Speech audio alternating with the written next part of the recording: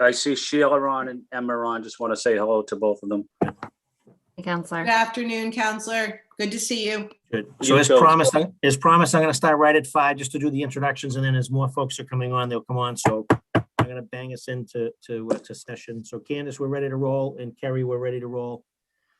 Good evening, everyone. My name is City Councilor Lodge Michael Flaherty, Chair of the Committee on Community Preservation Act. Today is Thursday, March 25th, 2021. We're holding a virtual hearing on docket 0346, message in order for the appropriation in the amount of $25,500,374 from fiscal year 2021 preservation fund revenues for community preservation projects at the recommendation of the City of Boston Community Preservation Committee. The CPC is recommending $13,617,850 in affordable housing projects, $5,598,569 in historic preservation projects, and $6,283,955 in recreational use and open space projects, which is very exciting. The matter was sponsored by former Mayor Martin J. Walsh, referred to the Committee on Community Preservation Act on February 24th, 2021. We are hosting this virtual via Zoom in accordance with Governor Baker's March 12th, 2020 executive order modifying certain requirements of the open meeting law, relieving public bodies of certain requirements, including the requirement that public bodies conduct its meetings in a public space that is open and physically accessible to the public. This enables the City Council to carry out its responsibilities while adhering to public health accommodations and ensuring public access to its deliberations through adequate alternative means. That said, the public may watch this hearing via live stream at www.boston.gov/city-council-TV and on Xfinity 8, RCN 82, Verizon 1964. It would also be rebroadcast at a later date. If members of the public would like to provide public testimony, they can submit written comments to the committee email at ccc.go@boston.gov. Those comments will be made part of the record and available to all councilors. Many of you have already done so, so thank you. We'll also take public testimony at the end of this hearing. If you have not emailed Christine O'Donnell to request the Zoom link and to have your name added to that public testimony list, we encourage you to do so now. Her email address is Christine with a C, period, a dot, O'Donnell@boston.gov. Again, Christine.O'Donnell@boston.gov. I'd like to stress that we need information for people who are providing public testimony, especially if you're dialing in with a phone number or if you have an unrecognizable username. As a reminder, the Community Preservation Fund was created upon the adoption of the Community Preservation Act, Mass General Laws, Chapter 44B, in November 2016, and is funded by 1% property tax-based surcharge on residential and business property tax bills that took effect in July 2017, and an annual state match distribution from the Massachusetts Community Preservation Trust Fund. Section 5 of the Act provides the City Council shall take action and approve such appropriations from the Community Preservation Fund in order to implement the recommendations of the Community Preservation Committee.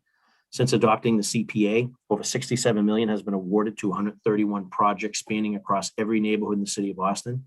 Pending our body's approval of this appropriation request, we will have awarded over $92 million to 198 projects since the first funding round started in 2018, which is remarkable.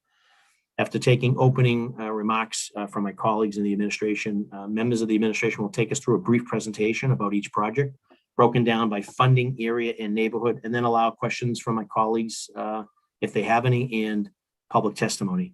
I'd like to also acknowledge and thank our valued members of Central Staff, Candace Morales and Christine O'Donnell, who are making sure this hearing runs as smoothly as possible. And we also just heard from our videographer, Kerry, who was multitasking. So with us today, I have my colleagues, Councilor Ed Flynn, Councilor Liz Braden, Councilor Andrea Campbell, Councilor at Large Anissa Asabi George, and that might be it at this time. If I'm missing others, feel free to chime in right now. I'm working on a small screen here.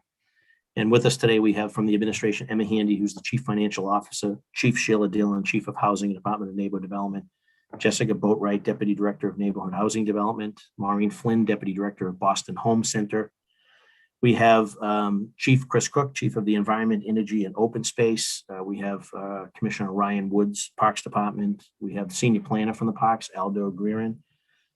Courtney Whalen, Historic Preservation and Community Preservation Program. Sally Zimmerman, Historic Preservation for the Community Preservation Program. And of course, Thadeen Brown, who's the Director of the Community Relations Community Preservation Program. And I think Raisha is here as well. Raisha Tapia, Manager of Operations Community Preservation. So that said, in order of appearance, I would like to just give my colleagues a very brief opening. We have a very aggressive agenda. We have a lot of projects to get through. So I know Council Flynn was on first. We'll start with Council Flynn, followed by Council Braden, and then I will get the order of arrival so that I'm not taking anyone out of turn. So Council Flynn, if you could just briefly just address the committee. Thank you. Thank you, Council Flaherty. I'll be very brief. I want to say thank you to the administration staff that's here today, but also for your important work over the last several years, getting this program off the ground. And to Chair Flaherty, and I know Andrea Campbell as well, thank you for your leadership in getting this CPA program off the ground, working closely with Mayor Walsh. It was your leadership and Councilor Campbell and Mayor Walsh that really provided the CPA to Boston. Almost $100 million to the city of Boston. That's incredible. I'm looking forward to hearing from the panelists. Thank you, Council Flaherty. Thank you, Council Flynn. Councilor Braden. Thank you, Councillor Flaherty. I really am excited to. This is the second hearing we had. We had one last year. As someone who knocked doors and pushed campaign to get the CPA passed on the ballot, I'm very excited and gratified to see that it's such a success. And I want to thank the staff. Everyone is involved. This is incredible generation of funds to do some really good things in the city. So thank you everyone for all your hard work, and excited to hear about the projects that are being approved this year. Thank you. Thank you, Councillor. And then if Candace can let me know how it probably doesn't really matter. Am I missing anyone? I just see that we're joined by Councillor Ricardo Arroyo. So Andrea Campbell, you have the floor to a brief opening, followed by Councillor Sabi George. Thank you, Councillor Flaherty, and thank you for your leadership and partnership early on to get this done with, of course, our former mayor, Marty Walsh. And thank you to the hard work of the committee as well as the team, Thadeen, and all of you for your hard work in getting these projects to this point. Looking forward to supporting, and really grateful to folks in the community who also mobilized to bring these ideas to us. And look forward to the hearing. I may have to jump a little early for another Zoom, but look forward to reviewing the tape for anything I missed.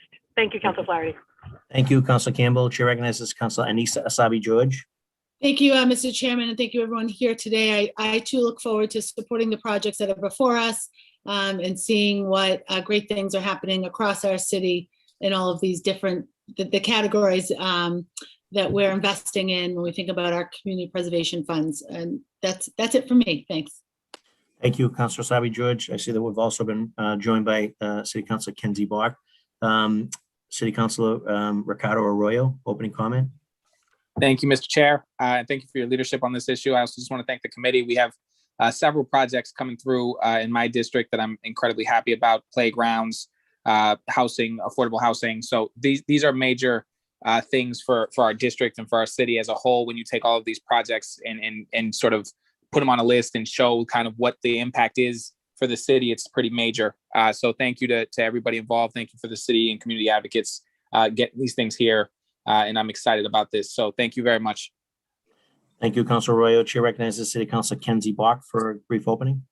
Thank you so much, Mr. Chair. And I also want to thank the whole committee and all the departments. I think it was actually knocking on councilors' doors and asking them to put CPA on the ballot in early 2016 that first got me thinking about this office. And it's been amazing to see it go from that kind of people-powered movement and something that, you know, as Councilor Flaherty knows, we missed out on the opportunity to do in 2001 and probably we lost about $300 million over that 15 years, but, you know, I'm not really over it, but so glad to be where we are now.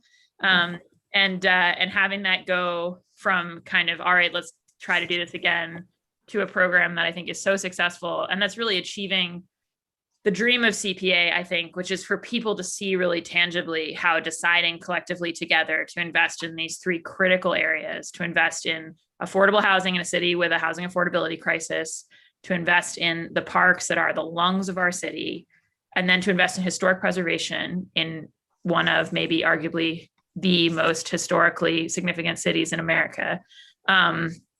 And really have the first city level historic dollars we've ever had. I just think it's something where Bostonians said yes, yes, and yes, and now they get to see this turn into real projects in their communities. And I think, anytime we can do a mechanism like this and have real participation like we have in the CPA process, it's good for government at the local level and all the way up. So really, really grateful for all of the stakeholders who are making it a success. And it's something I'm proud of with my advocates hat on, and am now really proud to support a lot of these great projects as a counselor. So thank you, Mr. Chair.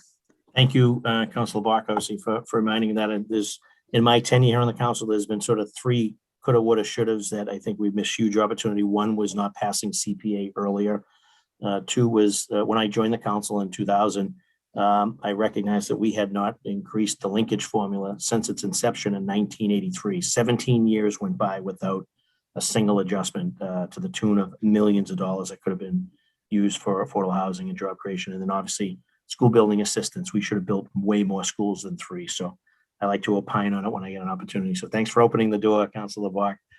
I'm going to turn it over to Emma Handy from the administration to sort of start with the presentation. And we're just asking if we can go as quickly as we can through the individual projects. And obviously there'll be representatives from the projects here. If in the part of the presentation, if you can recognize who's there representing them, and my colleagues have any questions at the appropriate time, we could fire away. It's obviously it's a good news story and it's a great hearing. The old expression, don't look a gift horse in the mouth. So I don't think we're going to have too much by way of any negative feedback tonight, but nonetheless, we're here to provide the open forum to give folks an opportunity to be heard, whether that's the applicants and or there may even be folks like in hearings past that tune in that were not, their applications were not approved. And we just want to hear them out, and we want to encourage them to apply because it's an opportunity coming up in the very near future, and they may have just missed out this time, and they may get it the next time. So all good stuff. So with that, Emma Handy representing the as the CFO representing the city. Thank you, Chairman Flaherty. I was going to start with a round of introductions, but you did a very nice job summarizing all the city folks who are on the call. So perhaps I'll just ask them to introduce themselves as we hand off the pieces of the presentation in the interest of time. Thank you for having us here tonight, Chairman Flaherty. It's a beautiful night to be talking about CPA in our community. And so really excited to be able to walk through these projects with you all. Thank you to the other members of the City Council. Excited to have this conversation this evening about this round of CPA funding. I need to start and very much want to start by thanking the members of the CPA staff, Thadeen, Raisa, Courtney, Sally, and members of the committee, including as well co-op students from Wentworth who all supported the CPA program over the past few months for their hard work during this recent round of funding. They've been amazing, and this has been a very productive and positive round, and excited to be here tonight to tell you more about it. The team combed through dozens of eligibility forms, application materials, participated in meetings, spent hours thoughtfully reviewing and discussing each and every application that was submitted. And during this past year in particular, the staff and CPC dealt with challenges of managing a large competitive grant program in the middle of a pandemic. As with everything else, COVID has changed the way we've done this, and the staff handled that very gracefully. And so I appreciate all their hard work to do that. They adapted in a number of ways so that the program could continue its mission of providing funding to affordable housing, historic preservation, and open space and recreation across the city. They set up virtual information sessions and workshops, created a streamlined process for review of the materials, and managed the CPC review process and public meetings all virtually, which was all new. I want to commend them for their tireless efforts and their commitment to the program, especially in the past year and the successful managing of this year. I also want to thank Drew Smith and Margaret Dyson from Treasury, Justin Sterrett and Moore Zoran from OBM, Megan Aldridge from my office, and staff at D&D, Parks, Landmarks, and many other city departments who are all integral in this process and contributed quite a bit to getting us to where we are today. I will be brief about the history of this because the chairman did such a nice job summarizing it himself. In 2016, Boston voters voted to approve the Community Preservation Act, which set up the Community Preservation Fund. It supports affordable housing, historic preservation, and open space and recreation in our communities. You all know because of the chairman's summary that it's capitalized through a 1% property tax-based surcharge. It also receives matching funds from the state, which we've been successful in increasing in recent years, which is really wonderful to see. The CPC committee, the Community Preservation Committee, oversees how that grant program is allocated and what we do with that 1% surcharge. The average burden on our taxpayer is relatively small to do really wonderful things. Aggregated together, it brings in about $21 million of funding annually, which is a significant new source of funding for the city to do those 3 priority areas of investment that I mentioned. After the state match, we get about $25 million all in. And to give you a sense of how these numbers impact our taxpayers, in FY21, the average owner-occupied single-family property paid an additional $32 on their property tax bill, or $8 a quarter, which again leads to these amazing projects that we will review with you all tonight. Looking ahead to the next fiscal year, we are continuing to project that revenue will remain steady, which is great news in the context of COVID and revenue uncertainty that the city is facing. And we will be coming to the council in a few weeks as part of the city's annual budget process to talk about the CPA budget specifically and providing more detail about that. Since our first grant round in 18 and with the approval of the 21 projects, which we are respectfully requesting that you vote favorably on, the CPA program will have awarded over $92 million to 198 projects that span every neighborhood in Boston. In the first 4 years of the program, funding has been awarded to 27 affordable housing projects, 86 historic preservation projects, and 85 open space and recreation projects. We've preserved and created over 1,400 units of affordable housing, provided funds for first-time home buyers, added over 200 trees to our canopy, preserved and protected open spaces, and created urban farms, preserved 53 historic buildings and sites, and built new playgrounds and renovated playgrounds at Boston Public Schools and in our neighborhoods, providing youth to access to safe and inclusive play spaces. Those are just some of the achievements.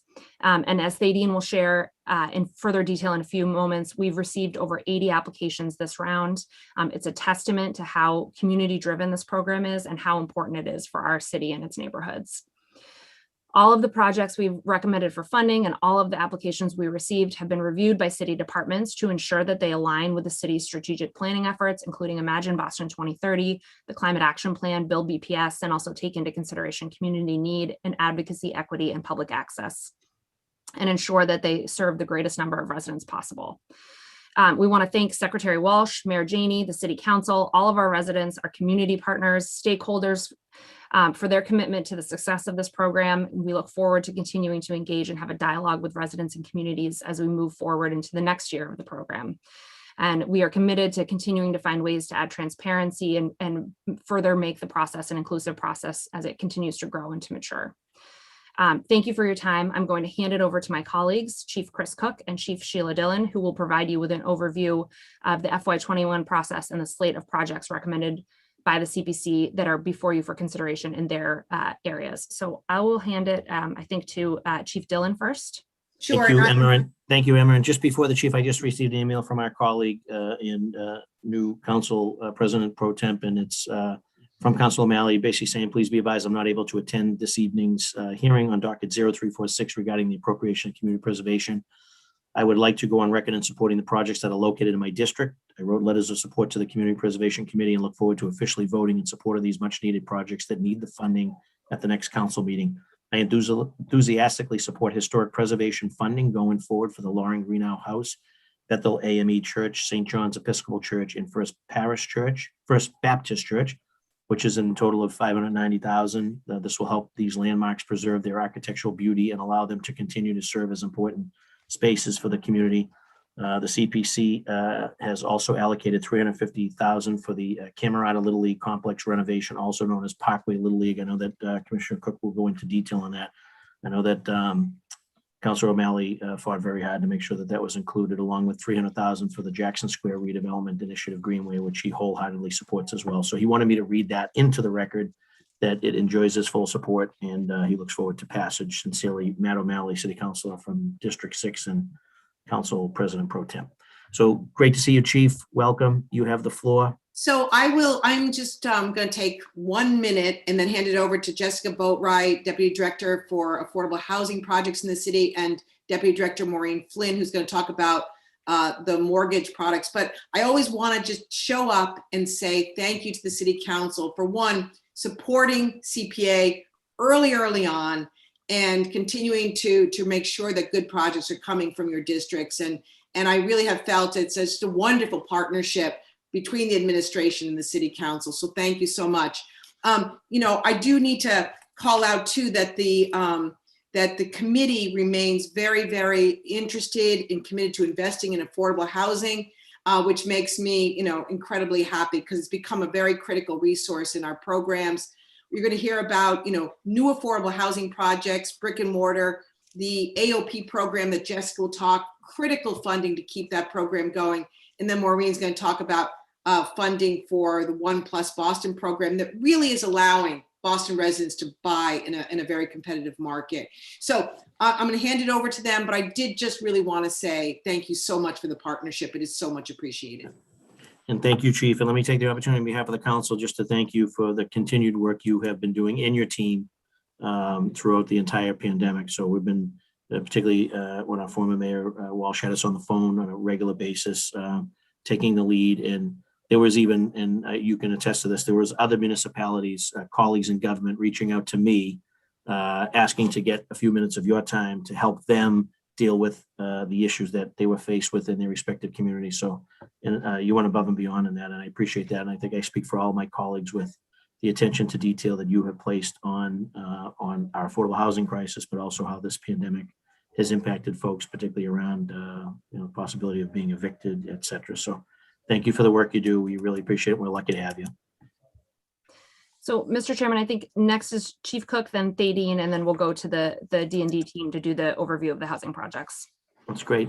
Chief Cook, welcome. Has he been? Counselor, thank you very much. I was Hey, promoted to panelist. Thank you very much, sir. There you go. And because Counselor Bach mentioned it, she opened the door. I will mention it again. Incredibly grateful, Counselor Flaherty, for your steadfastness in getting CPA introduced and passed, and grateful to the entire council for this. Just to put this a little bit in context, and I know the staff is going to take us through the projects, but when you're talking about an investment in open space in the city of Boston of $6.2 million and some change, I mean, the entire open space capital budget for the Parks Department in a really good year is anywhere from $23 million to $30 million. So this is an enormous investment in the public realm in the city that makes immediate impacts in our community.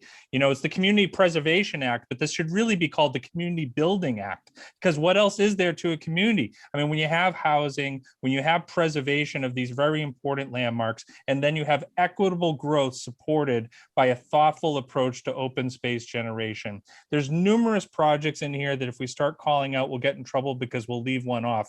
But I do want to remark on one thing that the council can consider by supporting this slate of projects, and that is the Open Space Acquisition Fund. So often in our city, because of the pace of growth, residents always come to us and say, what if we pooled our resources and we could actually acquire this property to build a park here, or to build a community garden, or to preserve this for our climate future and climate adaptation purposes? And often we don't have the resources.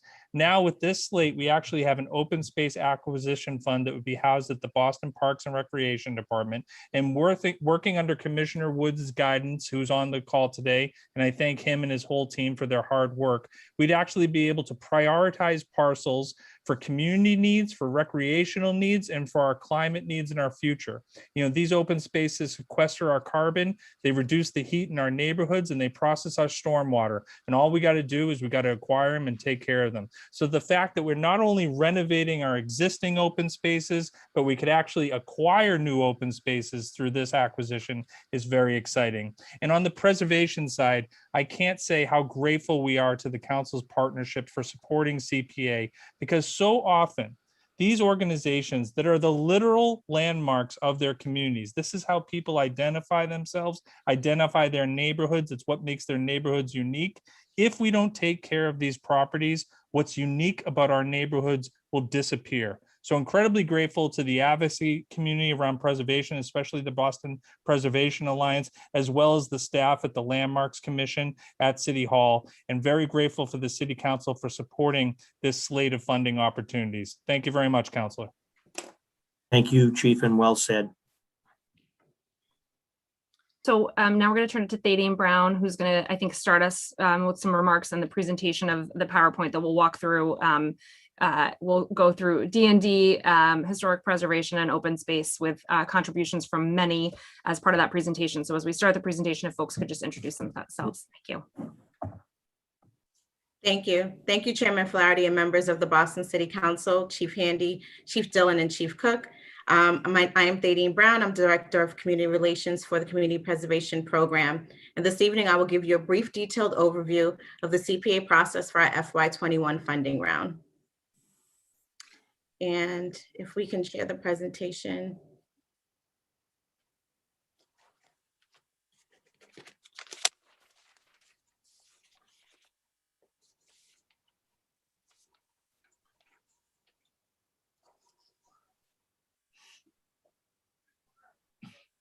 Thank you. And first, next slide, please. I'll first like to discuss our successful administrative accomplishments this year. We hired 3 wonderful staff members, Raisa Tapia, our new Contracts and Operations Manager, Courtney, Whalen, and Sarah Zimmerman, our new Historic Preservation Consultants. We also hired 3 outstanding co-op students from Wentworth Institute, Raul Ball, Brian Soriano, and Andy No, who coded, tested, organized massive amounts of content, tracked numerous projects on spreadsheets, recreated documents, designed and developed an online review website for the CPA committee and staff who had to work remotely all year.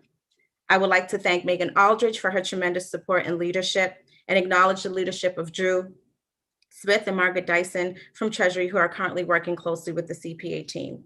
We created efficient systems. The CPA staff effectively worked together to successfully monitor projects previously funded, completed monitoring reports, and site visits in the middle of a pandemic. We created a detailed internal tracking system to help us track and note the status of each project. We have streamlined our grant agreement paperwork, making it much easier for applicants to complete documents in a timely manner, and made this entire process more efficient. We have worked closely with the auditing department over the last 11 months to get payments processed quickly and money out the door to applicants. To date, 99% of the funds for 2018 have been paid out, 89% for 2019, and 41% for 2020. We continue to work closely with the projects and city departments to ensure projects are moving forward. I would like to thank Scott Finn, Sally Glora, and Nathaniel Carrington from the auditing department for working closely with the CPA team this round and helping us successfully reach our targeted goals. Funding round preparation. We have made our eligibility forms a rolling process, which means potential applicants can submit a form anytime and the CPA staff can begin to work with them earlier in the process, providing guidance on the eligibility requirements under the CPA statute and how to develop their project proposal. Completing an eligibility form is required by every potential applicant. An eligibility form is not an application. It is a guide to help the staff determine if a project is eligible. The CPA staff will determine if a project meets the eligibility criteria of the CPA statute. If the projects are eligible, applicants are invited to submit an application for consideration to our 9-member Community Preservation Committee. Applicants interested in applying for affordable housing development work with the City of Boston Department of Neighborhood Development and respond to the joint request for proposal with CPA issued every year. We have had to adjust our funding round timeline in response to COVID this year in order to successfully kick off the funding round. This gave applicants more time to submit their applications and staff more time to prepare and review applications materials before presenting it to the CPC. We successfully held community engagement events virtually in order to notify and educate the public about the FY21 funding round. Next slide, please.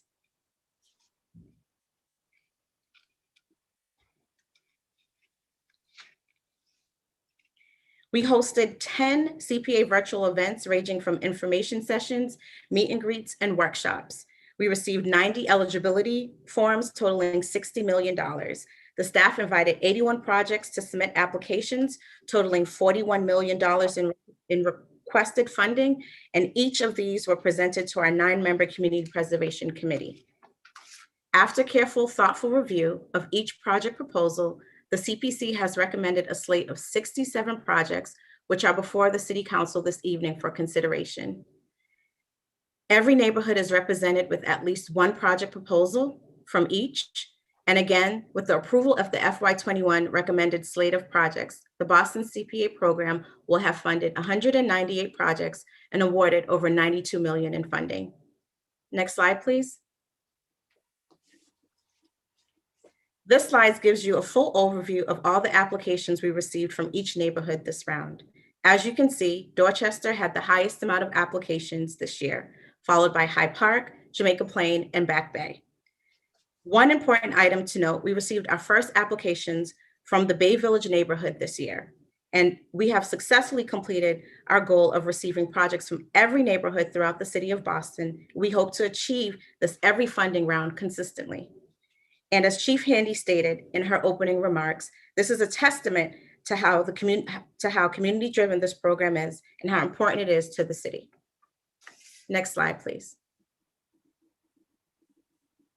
This year, the staff asked the CPC to consider allocation guideline based on the 3-year average of funding in the 3 major programmatic areas of approximately 50% for affordable housing and no less than 20% each for open space and recreation and historic preservation, with the option of reserving approximately 10% for use in any of the 3 categories after the CPC completed their review of all applications. The goals of piloting these specific levels of allocations per category were to provide transparency to the applicants early on in the process about how much the CPC expected to award to each and maintain a consistency of distribution of funds per category with past funding rounds.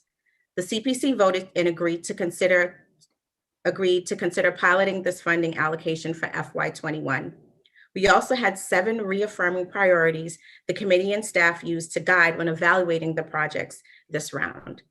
They were equity, critical need, readiness to proceed, capacity to manage, significance and threat, vulnerable populations, and resiliency. In the first column on this chart, you can see the actual pilot allocation amounts, the 50% allocation for affordable housing, the 20% allocation for historic preservation, and the 20% allocation for open space and recreation. In the next column, you can see the total request by the program area. You can see that our application request exceeded our pilot funding allocations, making this once again a very competitive funding round. In the final column, you can see the final CPC recommended program allocation was slightly over the pilot allocation amounts, with 53% of funds going to affordable housing, 22% to historic preservation, and 25% to open space and recreation. The CPC elected to use almost all the 10% funds reserved to allocate across all 3 categories. This was a very competitive round and very hard decisions were made, but we're very happy the committee decided to fully fund and partially fund 67 projects this round. Next slide, please. This year, the committee requested a more detailed map to help capture more details on projects we have previously funded. They wanted this additional data to help with their evaluations of applications. The CPA team worked closely with the data and performance analysts from the Department of Innovation and Technology to create a heat map, which you can find on our CPA website, along with our interactive map. This map highlights the number of projects funded per neighborhood, the total award amount, the average award amount per project, and the total population. We will continue to work on enhancing our data collection over the next year. Next slide, please. Looking ahead to 2022 goals and planning initiatives, CPC and staff will undertake a strategic assessment and planning in 2021, including operational analysis of 2018 to 2021 funding rounds, internal and external engagement and outreach efforts on community preservation needs for 2022, updated recommendations on CPA expenditures for 2022 funding round, Outreach and engagement efforts would include enhanced language access materials, targeted meet and greets, virtual conversations, updated online application process, and a virtual applicant workshop. Next slide, please. And I would like to present to you the Community Preservation Act 2021 project slate of projects. And I'll turn it back over to Chief Handy. Thank you, Thaddeus. Before we go back to the chief, I just want to, because I mentioned it before we went live, but I just want to take this opportunity to commend Thaddeus for the great work that she does. Always picks up the phone and has always been super helpful to me and my staff, and particularly the applicants who are calling in, trying to get the information and or just learning how to go through it. So very accessible, great city employee. And I know that I mentioned it earlier, not only dealing with the pandemic, but also filling in for last year when the director was out with some significant injuries. And I know that you're wearing multiple hats, so and picking up the slack for others. So I just wanted to be noted publicly. I speak obviously on behalf of my colleagues, but here as the chair and someone that cares deeply about the success of CPA, and you've been a gem. You've been a great asset for the city, and you've been great to work with. And we're lucky to have you at the CPA. So with that, Emma, you can take the floor. Thanks, Mr. Chairman. Wholeheartedly agree. So I think next we're going to hear from Jessica Boatwright and Maureen Flynn from D&D to talk about the affordable housing projects. Good evening, councilors. I'm Jessica Boatwright. I'm the Deputy Director for Neighborhood Housing Development at D&D. And first, I just want to thank you for the opportunity to speak tonight about the Community Preservation Committee's affordable housing recommendations, and also really to thank the CPC members as well for their support of the projects that we're about to discuss, and for their thoughtful and diligent work throughout the review process. Before we go into the recommended projects, the summary is here on the slide. I just want to speak briefly about the process we use for reviewing development proposals. So this year, D&D accepted affordable housing project proposals for CPA through our overall annual affordable housing funding round, similarly to what we did the year before. In August, we put out an RFP for $30 million in housing funds that included CPA as well as the Neighborhood Housing Trust, Inclusionary Development Policy Funds, and Housing Boston 2030 funds, as well as federal funds. And in response, we received requests for nearly $67 million for 23 projects. This is a great number of applications in any year, and also a really good number of applications in a pandemic year where we were worried in the beginning that maybe things would slow down, but in fact, they have kept a pace, and in some cases really sped up in terms of the volume of great projects that we're seeing. So to get ready for the funding RFP process every year, D&D staff begins working with development teams as early as possible to assist with project planning, budgeting, feasibility, team building, all those things. And then once we receive the proposals, we review them through 3 rounds of staff review, where we look at them in terms of developer capacity, feasibility. We look at what special populations they're serving, neighborhood distribution, home ownership, and also the potential to create deep affordability for renters.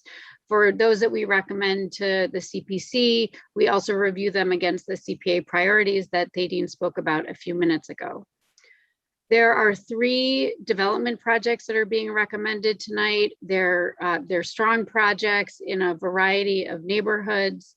And I'm really excited to talk to you about them. I think they're all really special and promising. But I also wanted to note that in combination with all of the other funding sources that are part of our RFP process, those 3 projects are part of 14 total projects that are getting awarded with $31 million in city funds for multiple sources. So we were able to make a really good response to the requests that we got. The CPC funded projects will support 117 units. These include supportive housing units for individuals in recovery who are at risk of homelessness, supportive housing for seniors, and new multifamily housing in the Fenway. CPA also received 2 programmatic applications for the 1+ mortgage program, which my colleague Maureen Flynn will talk about in just a minute, and also the acquisition opportunity program. The CPC thoroughly analyzed these two applications. They can speak to them because they both actually came from DND. But I just want to acknowledge that I think that the CPC took a real leadership role in recommending these this year, because both of these two programs are some of our strongest tools to help Bostonians, particularly as we look at all of the economic stresses that have come about as a result of the pandemic. So the leadership that they've taken in recommending a $5 million award for both of these projects is really important, especially in this year. And with that, for the next slide, I'm going to hand it over to Maureen to talk about the 1+ program. Good evening, everyone. Thank you for having us. And also Karen Rabaza is here, who's our Assistant Director for Home Buying. She can answer any questions later. She actually runs the 1+ Boston program. So our request this year was to continue the program that started last year with a further funding amount. The program started in June, full on, and it has been incredible, an incredible success since June. So we really appreciate your previous support, and we're looking forward to keeping going. So since June, we've received 213 applications. 44 buyers during the pandemic have bought homes with this program. And we have another 66 home buyers who have signed purchase and sale agreements during the pandemic. So of the buyers that we've so far helped, 70% of those are people of color, households of color, and believe it or not, over half make below 80% area median income. That is incredible.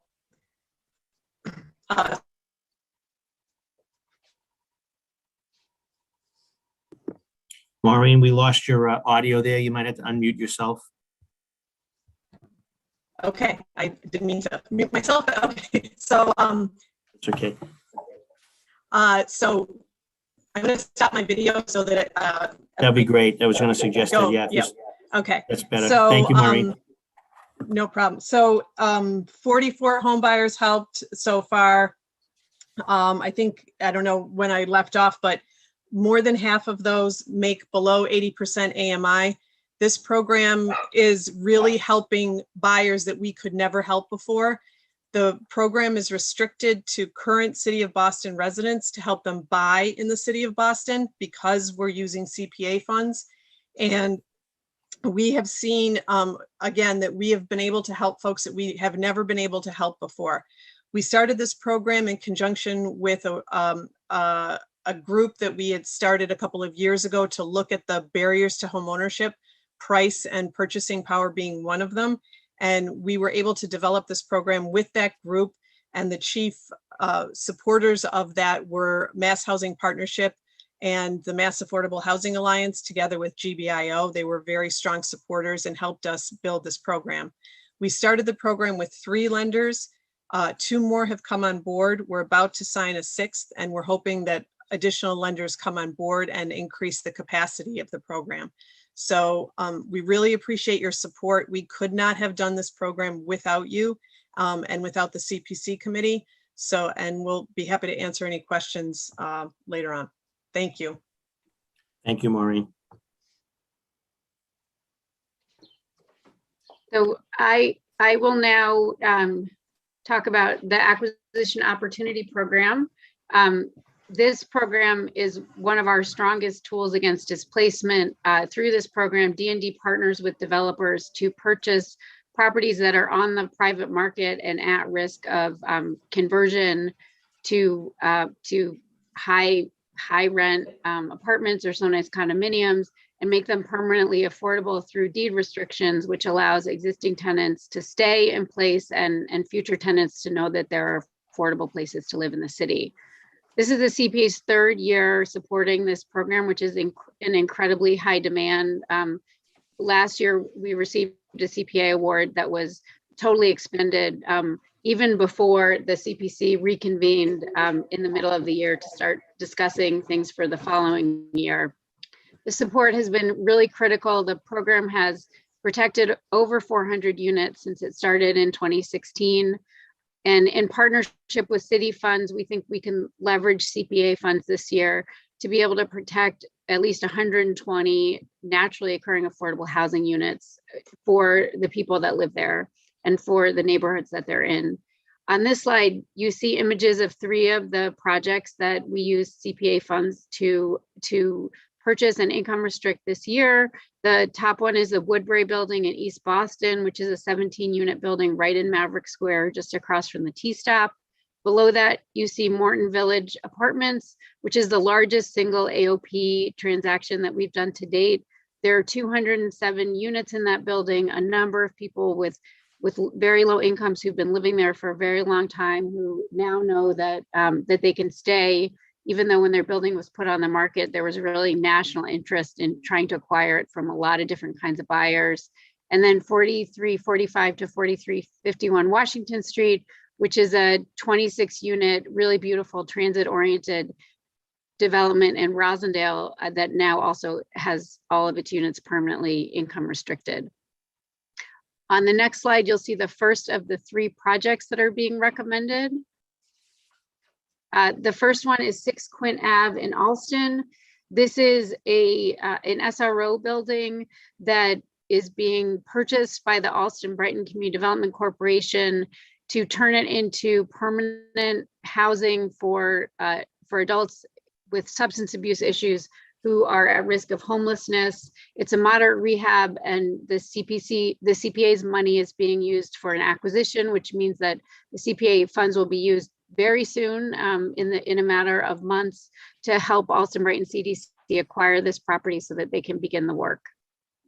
On the next slide, we have 72 Burbank Street. The Fenway Community Development Corporation purchased this site that had been permitted for market rate units, was not receiving a lot of community support. They are now repositioning it for a 27-unit affordable housing building. It's very rare to find an infill site like this to build a new building on in Fenway, and it's a really great project. 100% of the units will be affordable to households earning 60% of area median income and below. And then the third project that's being proposed is the Barton Rogers School renovation and preservation to create a senior housing community. This is being done by Penrose, which is a development company that's doing a lot of work in Boston and the surrounding area.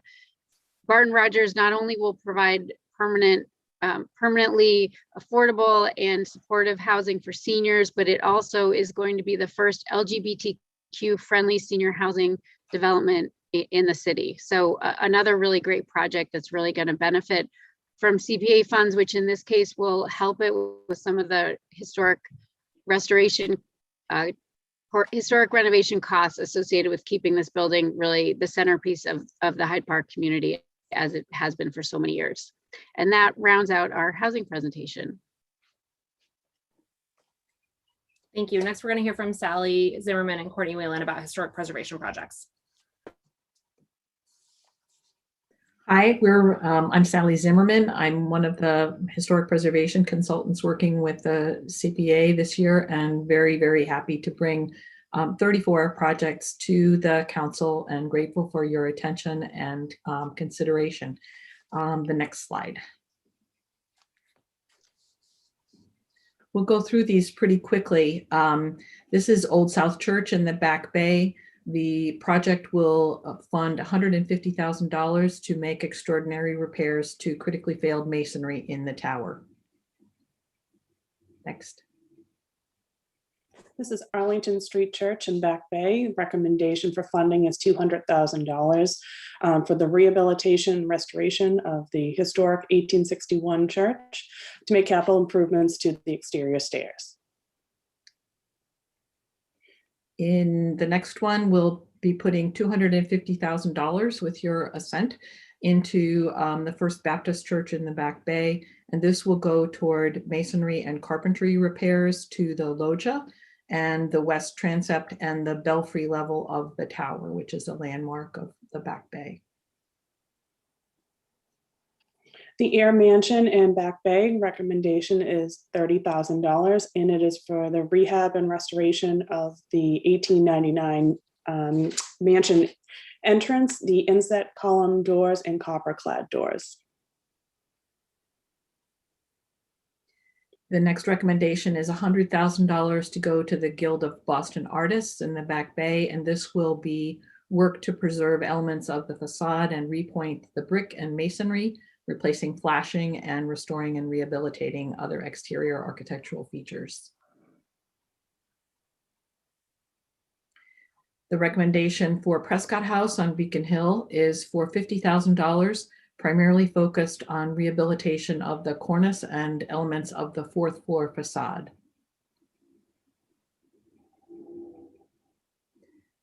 The recommendation for Boston Harbor Islands project archaeology program is $100,000, and it will be looking at mitigating the loss of historic and threatened indigenous and historic archaeological sites on the Harbor Islands, mitigating their loss through enhanced planning, monitoring, and site stabilization.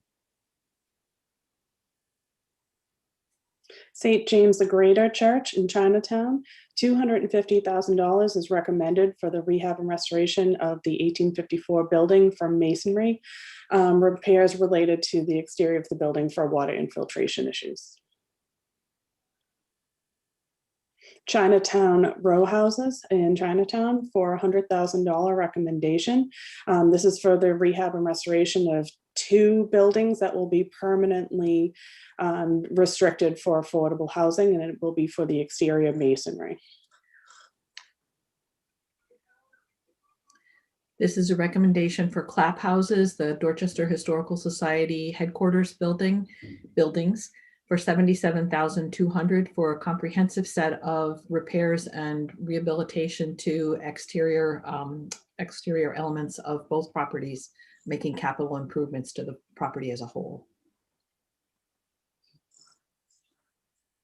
This is for the Pleasant Hill Missionary Church in Dorchester, a recommendation of $378,969 for rehabilitation and restoration of this building, making repairs to the steeple and the entrance stairs, as well as character defining architectural features and fencing.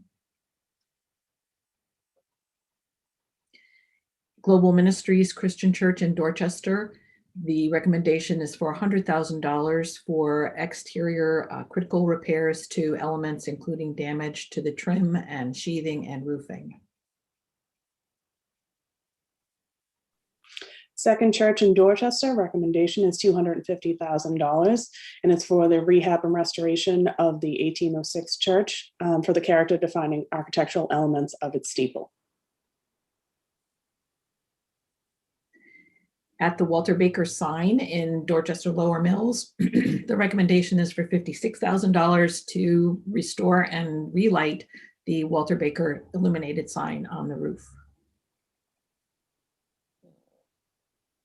At Greater Love Tabernacle Church in Dorchester, we're recommending to you $321,500 for rehabilitation and restoration of this historic 1922 building, and there'll be capital improvements to the entrance stairs and failed masonry at the chimney and the parapet. Pierce Building in Dorchester, the recommendation is for $250,000 for the rehab and restoration of the 1910 Pierce Building for capital improvements and accessibility improvements at the exterior. The Great Hall at Codman Square in Dorchester, recommendation is $488,000 for the rehab and restoration of the 1904 building exterior character defining elements. World Ocean School downtown, the recommendation is for $100,000 to rehab and restore the historic Schooner Roseway vessel.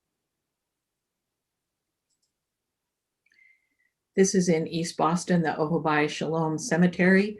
$40,000 is recommended for rehabilitation and repair to secure the wall on the outside of the cemetery, resetting and repointing failed masonry. The Riverside Theater in Hyde Park. The recommendation is for $150,000 for the rehab and restoration of this 1899 theater to make critical repairs to the foundation and the facade. The Lauren Greeno House in Jamaica Plain, the recommendation is for $90,000 to preserve the 1760 home with critical repairs to the structure, including the historic fabric of the exterior walls. This is the Bethel AME Church in Jamaica Plain. The recommendation is for $250,000 for the rehabilitation and restoration of the 1919 building, primarily making capital improvements to the masonry facade and entrance. At St. John's Episcopal Church in Jamaica Plain, a recommendation for $150,000, which will preserve masonry in the tower and elements of the south and east elevations. At the First Baptist Church in Jamaica Plain, a recommendation of $100,000 to make critical repairs to damage to the stucco cladding of the building where there's been critical losses. Berea SDA Academy in Mattapan, the recommendation is for $200,000 for the rehab and restoration of this 1928 building for critical roof repairs for urgent need for water infiltration issues. At the Shaw House in the North End, we're recommending to you $75,000 award for restoration of this 18th century building to add egress and access improvements at the exterior. In the Cops Hill Burying Ground in the North End, a recommendation for $100,000 to conserve and reset displaced and fallen gravestones in the historic burying ground. At the Haley House Bakery Cafe in Roxbury, we're recommending $141,900 for the rehab and restoration of the 1915 masonry repairs for the exterior. This is St. Luke's Chapel in Roxbury. We're recommending $200,000 for carpentry and masonry repairs to the roof structure in the 1901 building. At the Congress Street Fire Museum in South Boston, $150,000 recommendation for capital improvements and repairs to the failed structure of the flooring in the museum's main space. League of Women for Community Service at 558 Mass Ave. The recommendation is for $400,000 to rehab and restore the 1857 building to stabilize it from water infiltration at the facade. This is the Church of St. Augustine and St. Martin in the South End. Recommendation for $200,000 for repair to the roofing and masonry of this complex, which includes 4 buildings, and unique survival of buildings in the South End. The Otis House in the West End, the recommendation is for $50,000 to preserve the 1793 exterior walls found at the courtyard of the building. If I may just interject just to recognize my colleague, City Councilor Michelle Wu, who has been on and she joined us. I know she had signed sensitive issue, but just want to recognize her. And if she wants to just make a brief comment, I'll allow her to do that. Thank you so much, Mr. Chair, and thank you to everyone who has been part of not only vetting and combing through again and your presentations today, but everyone who's stepped up and proposed projects. This is an incredible thing for our city and wonderful to see a range of exciting things happening all across the city. So I'm very excited and eager to support these and just want to thank everyone for all your efforts. Thank you, Councilman. Sorry I didn't recognize you earlier. My apologies. Continue on, please. Okay. Last one for historic preservation. This is the Old West Church in the West End. The recommendation is for $50,000 for the preservation of the 1806 church to make repairs to the structure and character defining elements on the exterior. Thank you.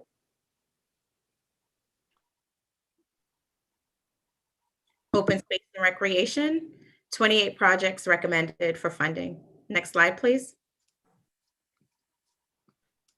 Chandler Pond, Alston Brighton, recommendation $300,000 for design and preservation of the Chandler Pond shoreline.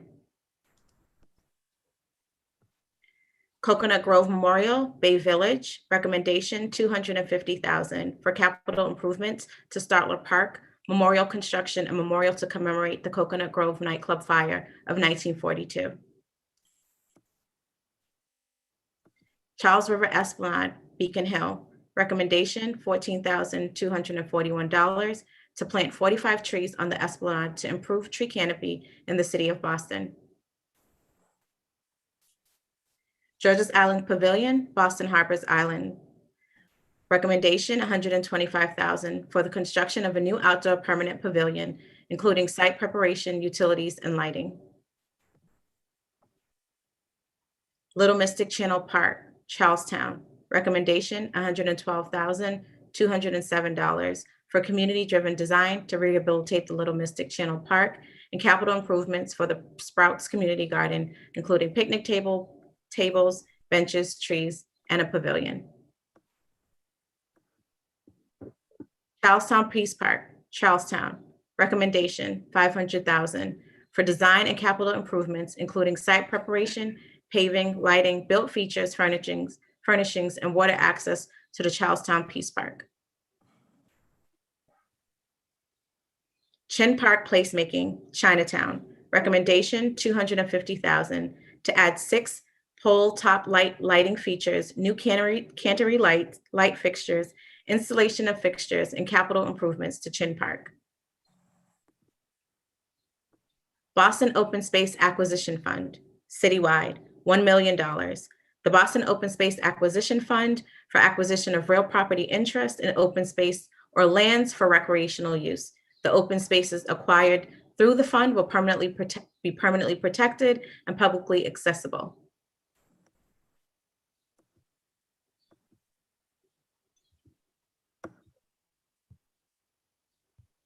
Dudley Village in Dorchester, recommendation $25,000 to resurface an actively used playground to provide quality and healthy outdoor space. Next slide, please. Westfield Urban Farm in Dorchester, recommendation $150,000 for the design and construction of a distressed lot to create a commercial and community urban farm. Olmec 2, Aspinwall Food Forest in Dorchester, recommendation $100,000 for water and utility installation, site improvements, and furnishings to transform vacant land into urban food forest. Cedar Grove Cemetery, Dorchester, recommendation $50,000 for the removal of unhealthy trees and planting of new trees in Cedar Grove Cemetery. Common Square Park, Dorchester, recommendation $150,000 to fund the design and construction of a new performance stage for community events, permanent sculpture, seating, granite blocks, and grading for lawn mounts to rehabilitate an active recreational space. Next one, please.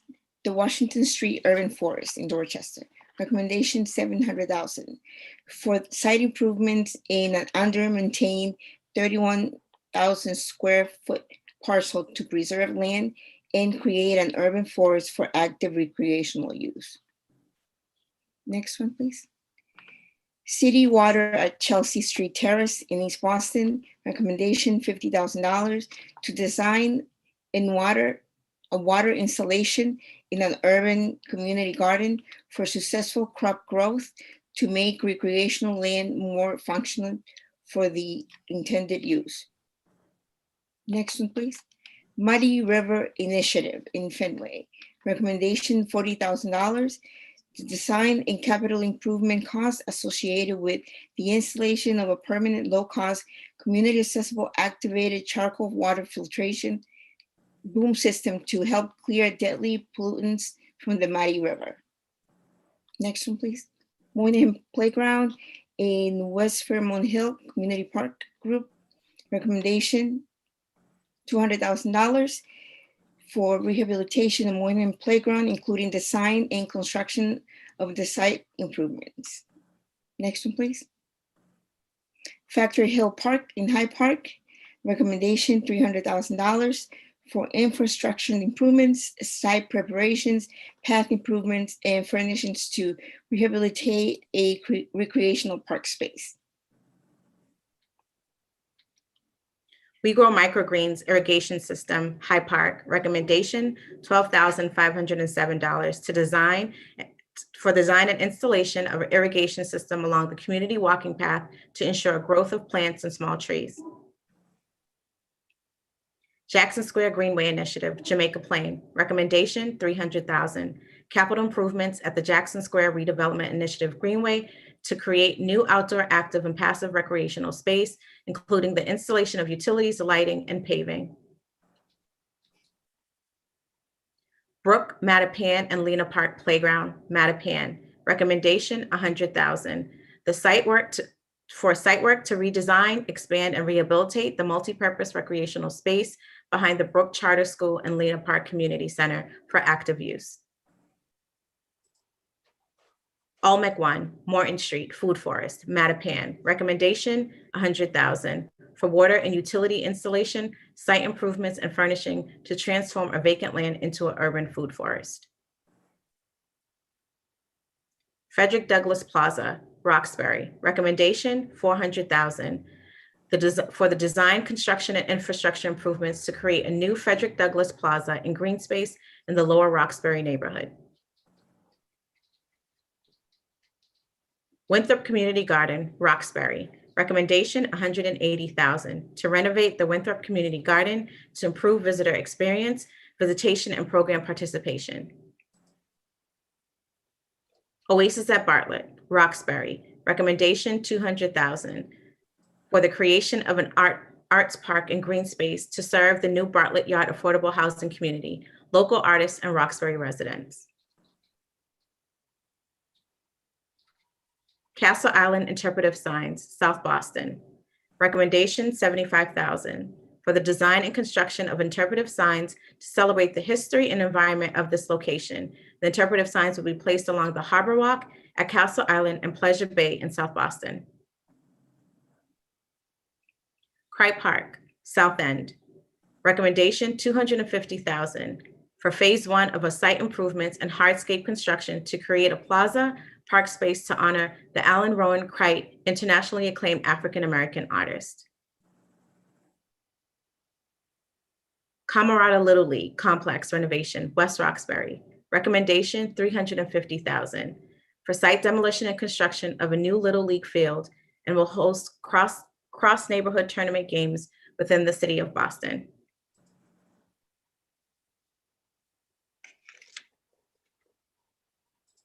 Again, here's the final slate of projects. Once again, I would like to thank our 9-member Community Preservation Committee for their hard work this round, and for each and every applicant who submitted an application and eligibility form. And congratulations to all the applicants being considered this evening. The CPA team enjoyed working with all of you, and we look forward to working with you in the next funding round. Our rolling eligibility form is currently open, so please contact the CPA staff and visit our website for more information. And I'll turn it back over to Chief Handy.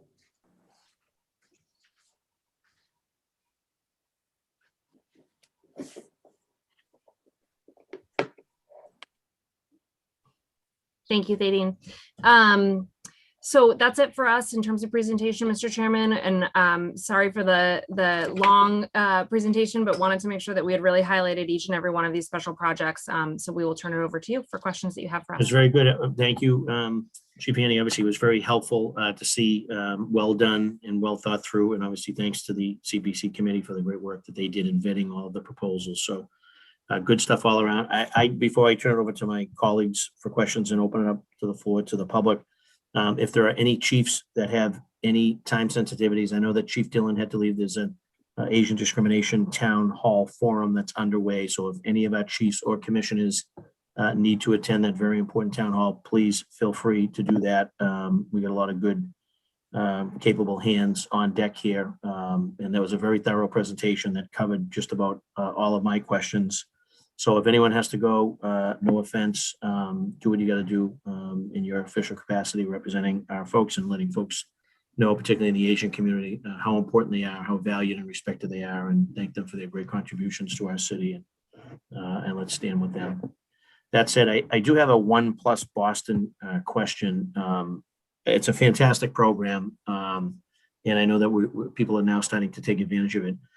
Do we have a list of the banks, the participating banks that are participating with us, that actually have the One Plus Mortgage program product, if you will? And I did get some feedback from some folks that I think that we have some banks listed that are either no longer using the One Plus Boston product, and there are also other banks that I think got inundated out of the gate, so they're sort of not necessarily refusing folks, but they're kind of, things have sort of slowed down. And if that's the case, then we need to make sure that we have participating banks that appreciate and respect that partnership and that are willing to provide the One Plus Boston. And if they're harder loans or more arduous loans to sort of to underwrite, et cetera, and they take more time than the participating banks, we need to distribute that fairly and evenly. So not quite sure what we do for quality control to sort of hold the participating banks' feet to the fire, but it's my understanding, and you guys know more of it than I do, but there are some banks that are telling folks that they could get the One Plus, and there are some that don't, and some banks are doing more of it than others. So so I'd like to get your thoughts on, I guess, who is using the One Plus Boston program, and how we could make sure we do sort of quality control. We do some periodic checkups to see which banks are doing it and which ones are not, and who's doing it better than others, because the feedback I've been getting lately, it's been that it's an excellent program if you can get access to it, if a bank will take the time to do it with you. If we can eliminate the ifs, I think this is that One Plus Boston program is an absolute home run. Sure. First of all, I'm sorry if any buyers or home buyers are having that experience. To start out, we started the program as a pilot program, and it's really grown, even though we call it a pilot program, exponentially because of the demand. So we started with 3 banks: Boston Private, Cambridge Trust, and Santander. Citizens joined us recently, and then the City of Boston Credit Union just came on board, and we're about to have a 6th bank come on board. The banks can get overwhelmed by demand because this is in such high demand. There may be a little bit of confusion for buyers, because we use 30 participating lenders, 30, for all our larger financial assistance program, but only a subset of those, so 5 currently, about to add a 6th, do One Plus. It is more, maybe a little bit more hand-holding, but Karen and her team have been working with the banks. We have, I don't know, Karen, you've trained them, I'd say every week. We retrain them.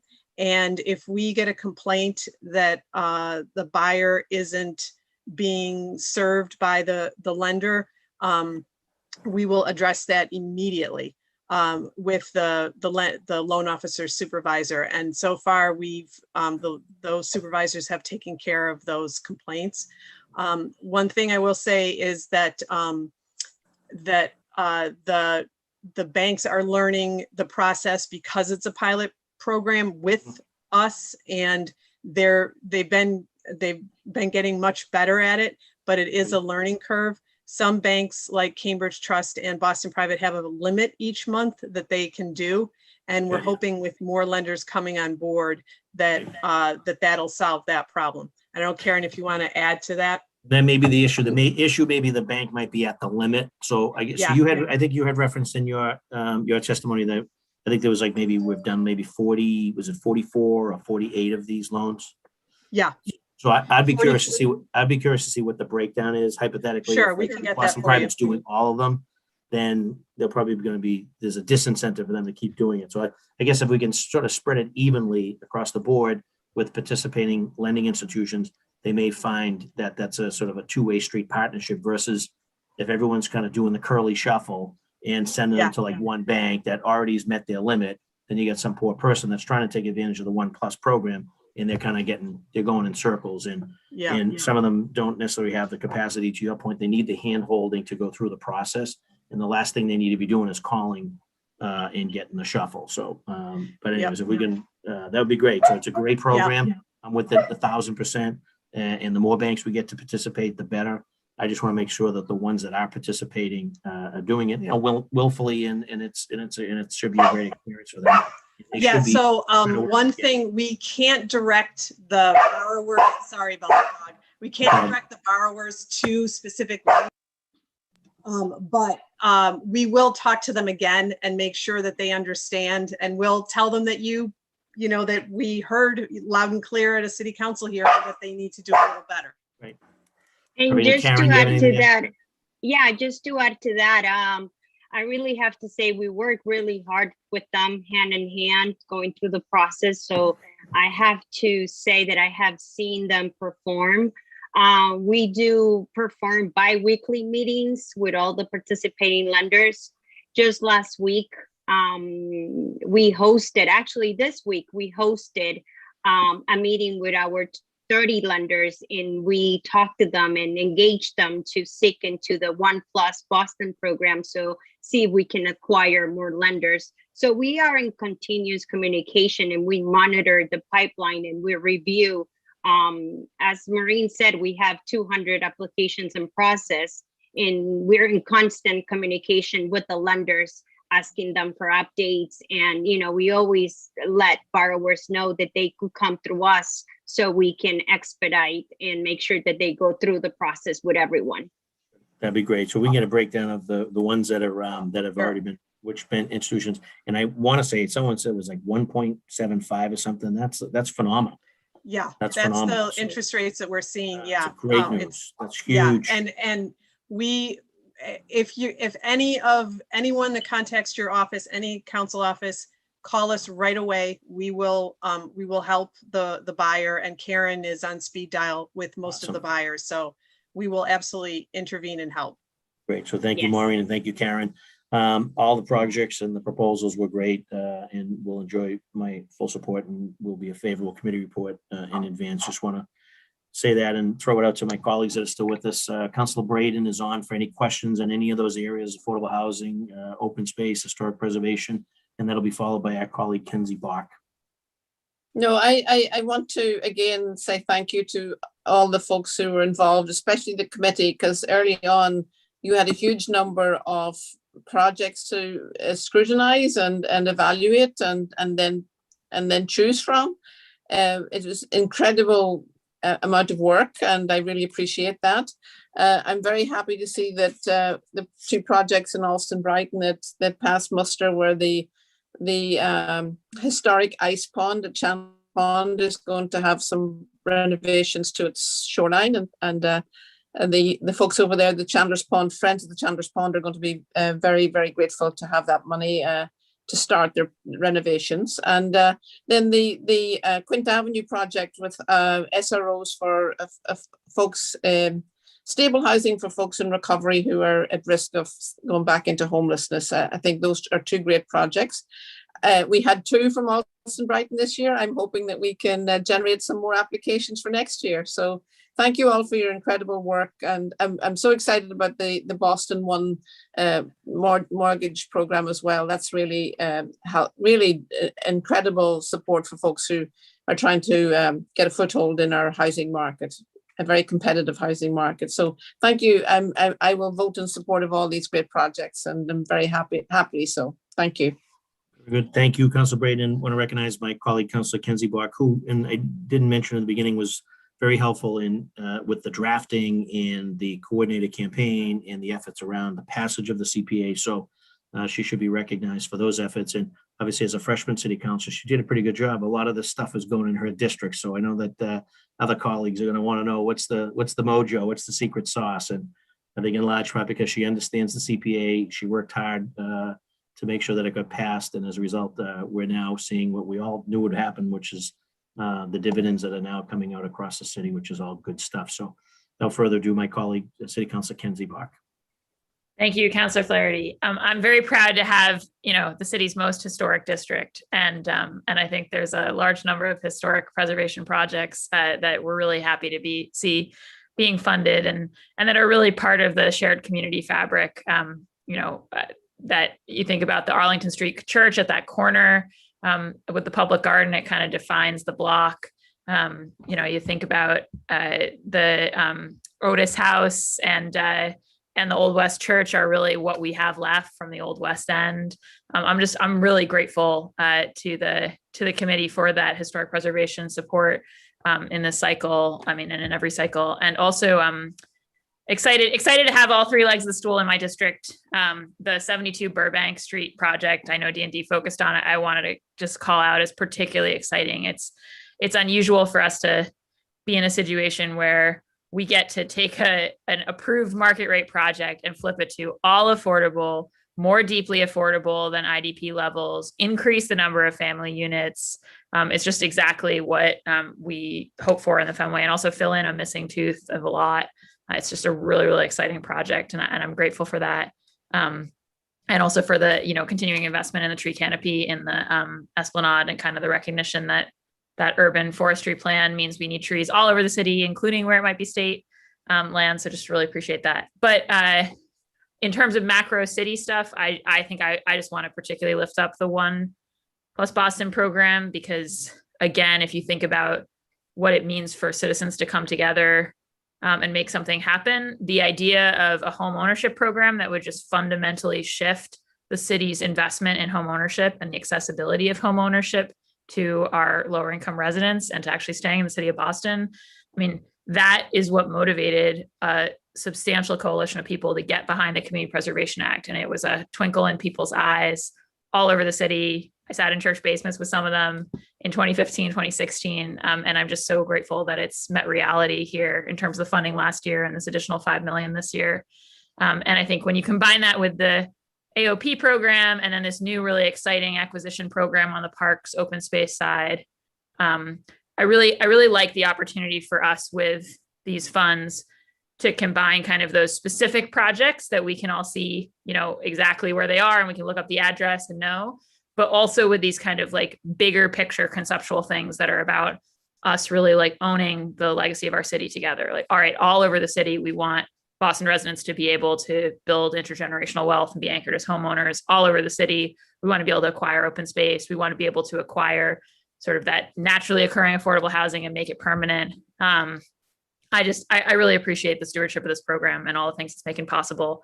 And I do hope that as we go on, there is a capacity to bond CPA funds. And I think thinking about with some of these multi-year commitments like AOP or like or like the One Plus Boston, or maybe some bigger project that's kind of too big for the CPA bucket in any given year, we should think about, as the program matures, where we've got opportunities to do those kind of multi-year things.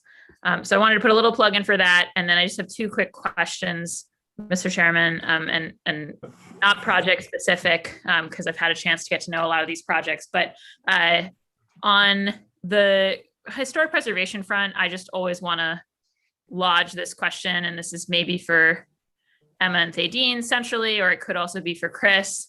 I think I've said in a number of forums that there's a real need for a kind of citywide preservation plan effort. I think that when we think about equity in the city, we've got parts of the city where there are, specific organizations focused on preserving particular landmarks.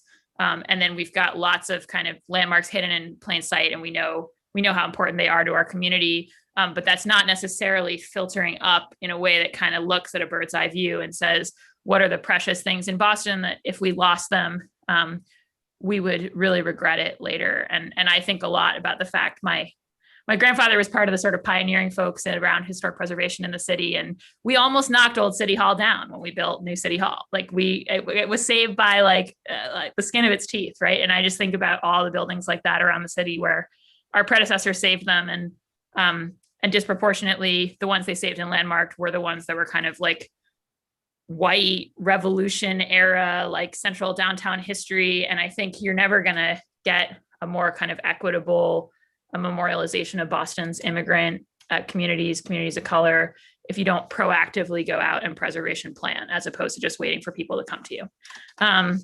So my question is, we've not yet really ventured into the space of historic preservation grants with this money that are kind of big picture and conceptual. Like there's no historic preservation equivalent of AOP and the new parks acquisition project and 1+ mortgage.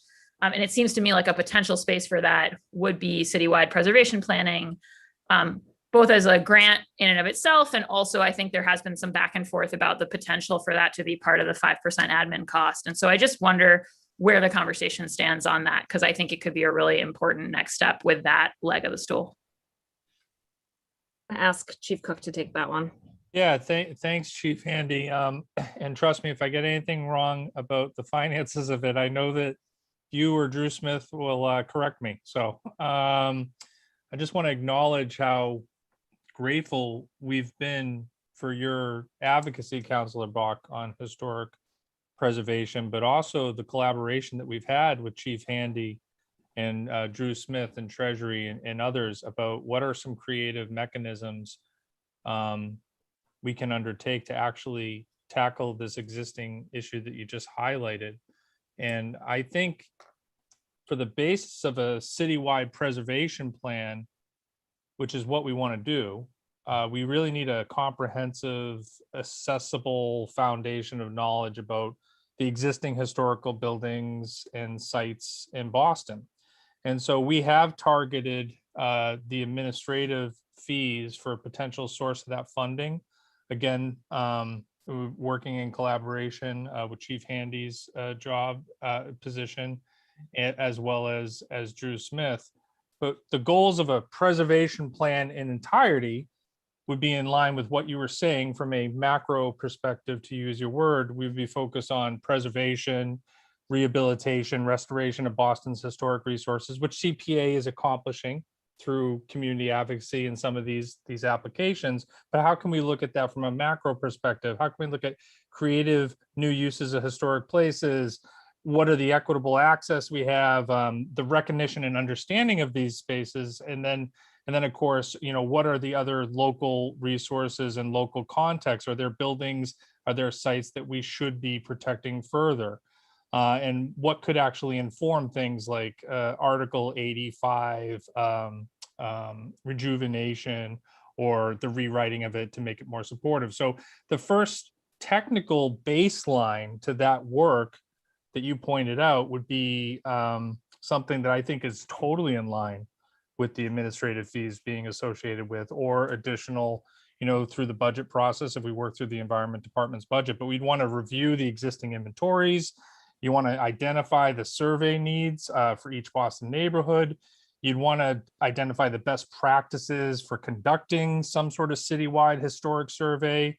And then you'd want to specifically data collect and create database requirements that everyone could access, so that neighborhoods could really feel that there's an inventory, there's an understanding of what's unique about those neighborhoods and what we want to protect. If we have that technical expertise, that technical knowledge for each neighborhood, that will bring an equity, I think, to this process that we're going through right now, where that technical knowledge would provide the CPA committee, CPA staff, the Boston Landmark staff, a better technical expertise to navigate what is an equitable distribution of those funds. So you'll have a partner with our cabinet on that. And I can't speak highly enough of Chief Handy's cabinet and finding a funding solution for us to provide that technical knowledge that we can then layer in that preservation plan on top. So thank you. Yeah, thank you so much, Chief Cook. And yeah, no, I think that's right. A survey is the first step. And I want us to get to the point of actually funding one. And then my last question, sorry, Mr. Chairman, is just, and Chief Handy, I've asked you this before, I think last year's hearing as well. There is a provision in the ordinance, which, as Councillor Flaherty alluded to, I am fairly familiar with. It's on a Word doc somewhere on my computer, that sort of suggested because of the rule that CPA can't displace existing city funds, it needs to be new money, right? So that we're investing more in these goals, that the city would do a kind of inventory of FY17, the last year before we had CPA, and say, okay, these are the monies we're spending in these categories at that point, and then provide some kind of benchmarking. And honestly, I asked this question not because I think that we are substituting. I think that there's been robust growth in all three of these categories. But because I think from a kind of long-term, economic cycles perspective and everything, I think that kind of accountability is going to be important. And we are now a few years in, and I don't think we've set that up, or at least not in a way that's been externally accessible to the council. Sure. Yeah. Thank you for the question, Counselor. It's a good one. Especially good because you do ask me it every time we talk about this. And I think it's the right thing to highlight. When we've talked about it before, I've mentioned that, I think we want to be mindful of sort of the somewhat cyclical nature, right, of the city's capital planning and sort of how that has changed over time, and really be careful about how we define benchmark to make sure that it's not encapsulating, booms or busts. FY17, pretty good year for City of Boston, but we want to make sure that we sort of understand what that baseline is and have done the appropriate caveats. We owe you that analysis. And certainly, I think we promised it to you last year and then had a very busy year responding to COVID and many other things. So we will certainly get that to you. You're absolutely right.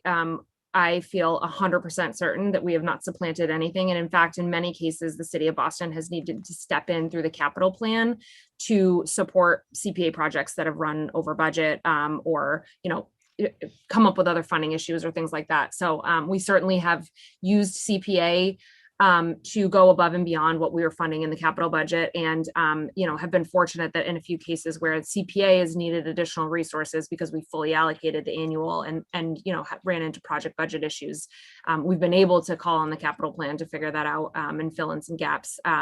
Certainly, I think neither one is sustainable, right? We don't want to be supplanting. We want CPA to stand on its own. It's also not sustainable for the city budget to, on a regular basis, come in and sort of save the day when we've got project issues on CPA. So that is something that we need to continue to fine tune and make sure that we just know how to manage that moving forward. But there's obviously a huge amount of symmetry in places like parks, places like BPS when we're doing playgrounds projects between the capital plan and the city budget. And so that has come up from time to time. But we will certainly get you that analysis.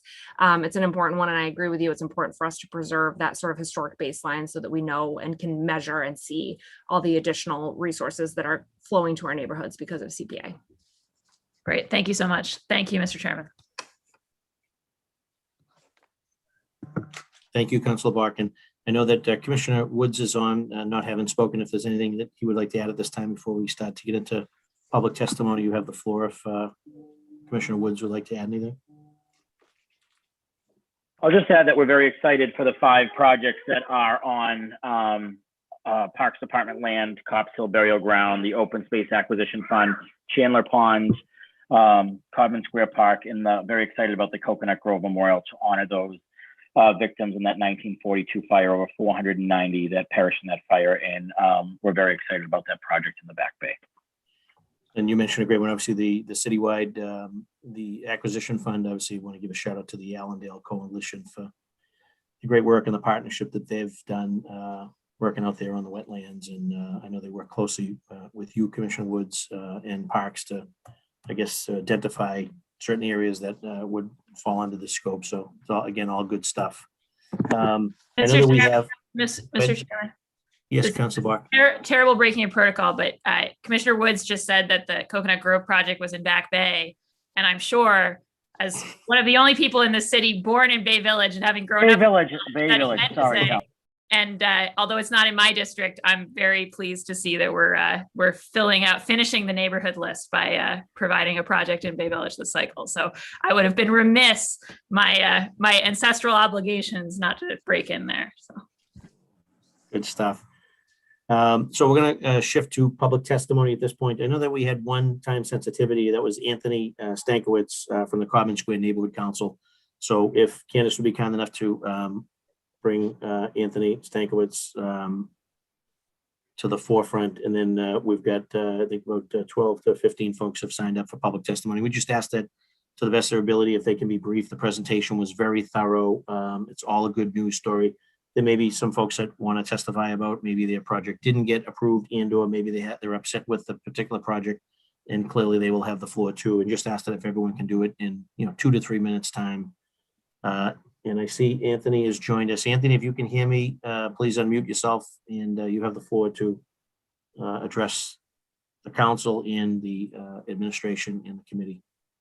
Councilor Flaherty, thank you very much. All Boston City Council members, Labor Secretary Walsh, and the Boston Community Preservation Committee and staff, we're very appreciative of this invitation and opportunity.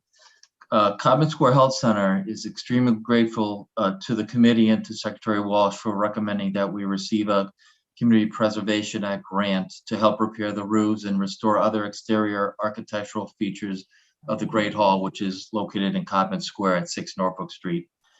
This historic building plays a central role to the mission of our community health center, as well as to the health of our community. As I think a lot of you know, we host hundreds of events every year, community events that benefit our Dorchester neighborhood and residents. We're respectfully requesting the Boston City Council to approve a grant to support this important project in the heart of Codman Square. And we thank all of you very much for your consideration. Thank you. Very good. Thank you, Anthony. Caroline Reeves. If Caroline is on, if Candace could invite Caroline Reeves in.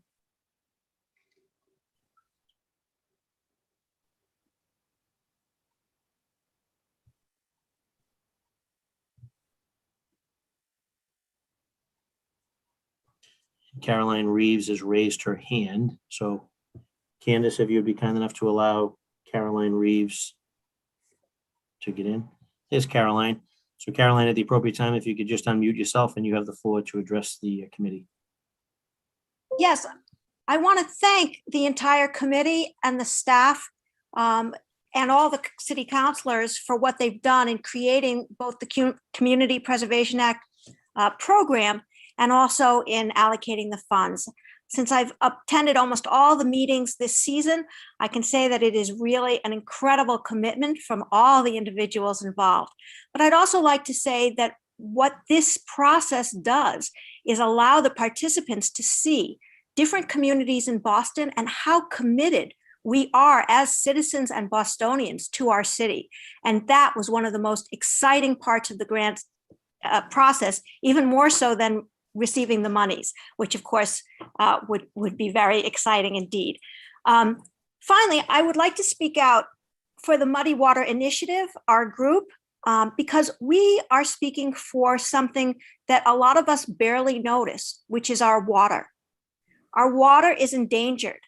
In Boston's urban waterways, we are sitting on many toxic substances that come from stormwater runoff from our vehicles. We applaud City Hall for adding a permeable surface in the City Hall Plaza, but we all need to start noticing our water. And we want to thank the CPA committee and the staff and the City of Boston for recognizing the work that the Muddy Water Initiative is trying to do on behalf of all of our urban waterways to start addressing the pollutants in our water. So thank you all so much. And really, it's just been a pleasure and a fabulous process. Very good. Great to hear. And thank you, Caroline.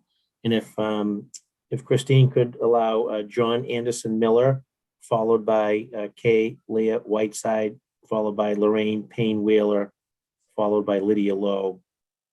Have everyone queued up to ready to go. So with that, John Anderson Miller, if you can hear us, please unmute yourself. You have the floor to offer some public testimony.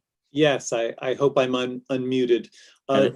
The Friends of 20 Arlington Street is so grateful to the Community Preservation Committee's support of the grant to help finance the exterior brownstone preservation and accessibility project at our very historic Arlington Street Church. In addition to it being an architectural treasure for the Back Bay and the gateway to the Back Bay, it's a landmark that's a busy site of social services, educational, and cultural activities that serve the wider community. So we really appreciate the enormous hard work of CPA staff and the committee devoted to reviewing such a large group of worthy projects, and hope that the City Council will vote to confirm 2021 CPA Historic Preservation Grant to allow us to complete this critical project to preserve this architectural treasure and help us better serve our community. Thank you so much.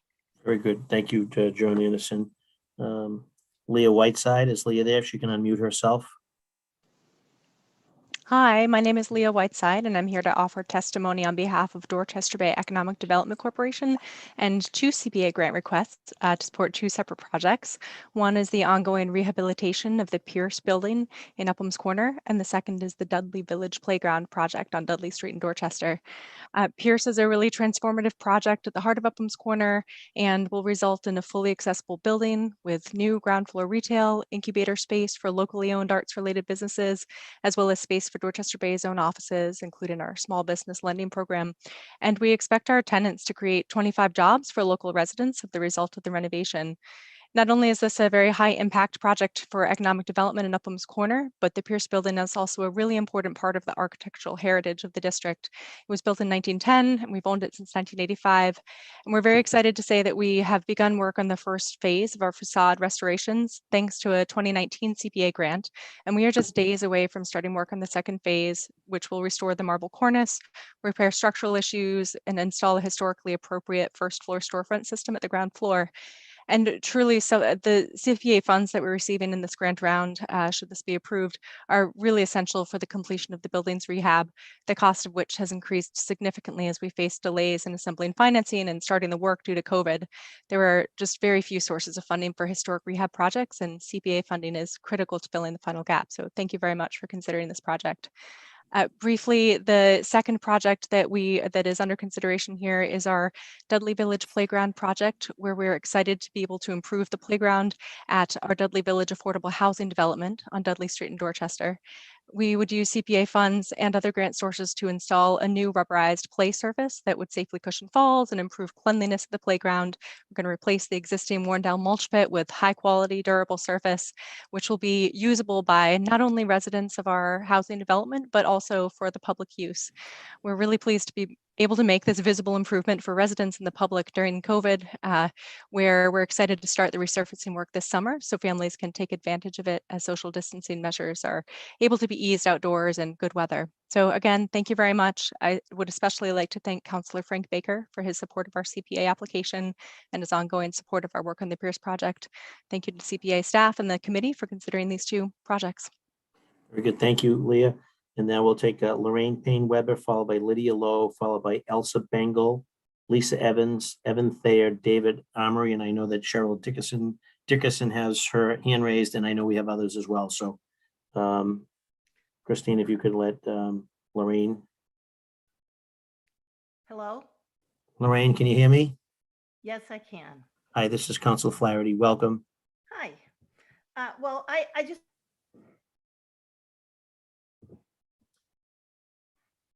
Lorraine, you're frozen. So maybe try there you go. Maybe try unmuting yourself. And all right, you can go now. You got it? Hi. Yes, I can hear you. All right, great. I had submitted written testimony, and I just wanted to take a few minutes and explain to you that the project that is in our neighborhood, which is a garden, is a fine project and would be wanted by the neighbors if they knew anything about it. And so unfortunately, it's possible with CPA funds to submit an application, and organization, a long-standing organization, would be able to not particularly speak to residents in that neighborhood. And so it's wonderful to see all of the projects that are going forward. But I think as we look at things like equity and inclusion, I just think the City Council would do well to recognize that there are organizations who are used to working in a predominantly Black neighborhood, and they work in a way that they are sort of overseers, and they see community residents as sort of helpless people that they don't necessarily have to make a partnership with. And so I'm really asking that the committee think about perhaps holding funds is required to present to community residents and really, make us partners in this project. And I appreciate your comments, Lorraine, and they let them know they have an at-large counselor that would recognize that and would advocate for them, as do all of my colleagues. So I appreciate you coming on and offering testimony. Christine, I see Lydia Lowe, Elsa Bengal, Lisa Evans, Evan Thayer, and David Armory had signed up, and then we also have additional folks that have their hand raised. So please admit the next guest.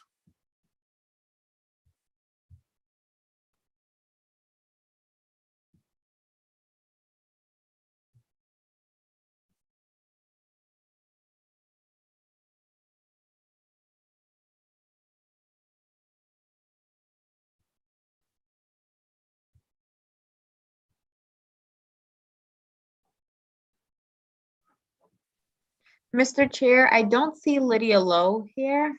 Just go to the next one. Then Elsa Bengal is on the list, followed by Lisa Evans, followed by Evan Thayer, David Amory, and then we have folks that have their hand raised and others as well. So, and we'll get to the point shortly that where you can just let everybody on, and then I'll probably have better opportunity to see, get a better vantage point.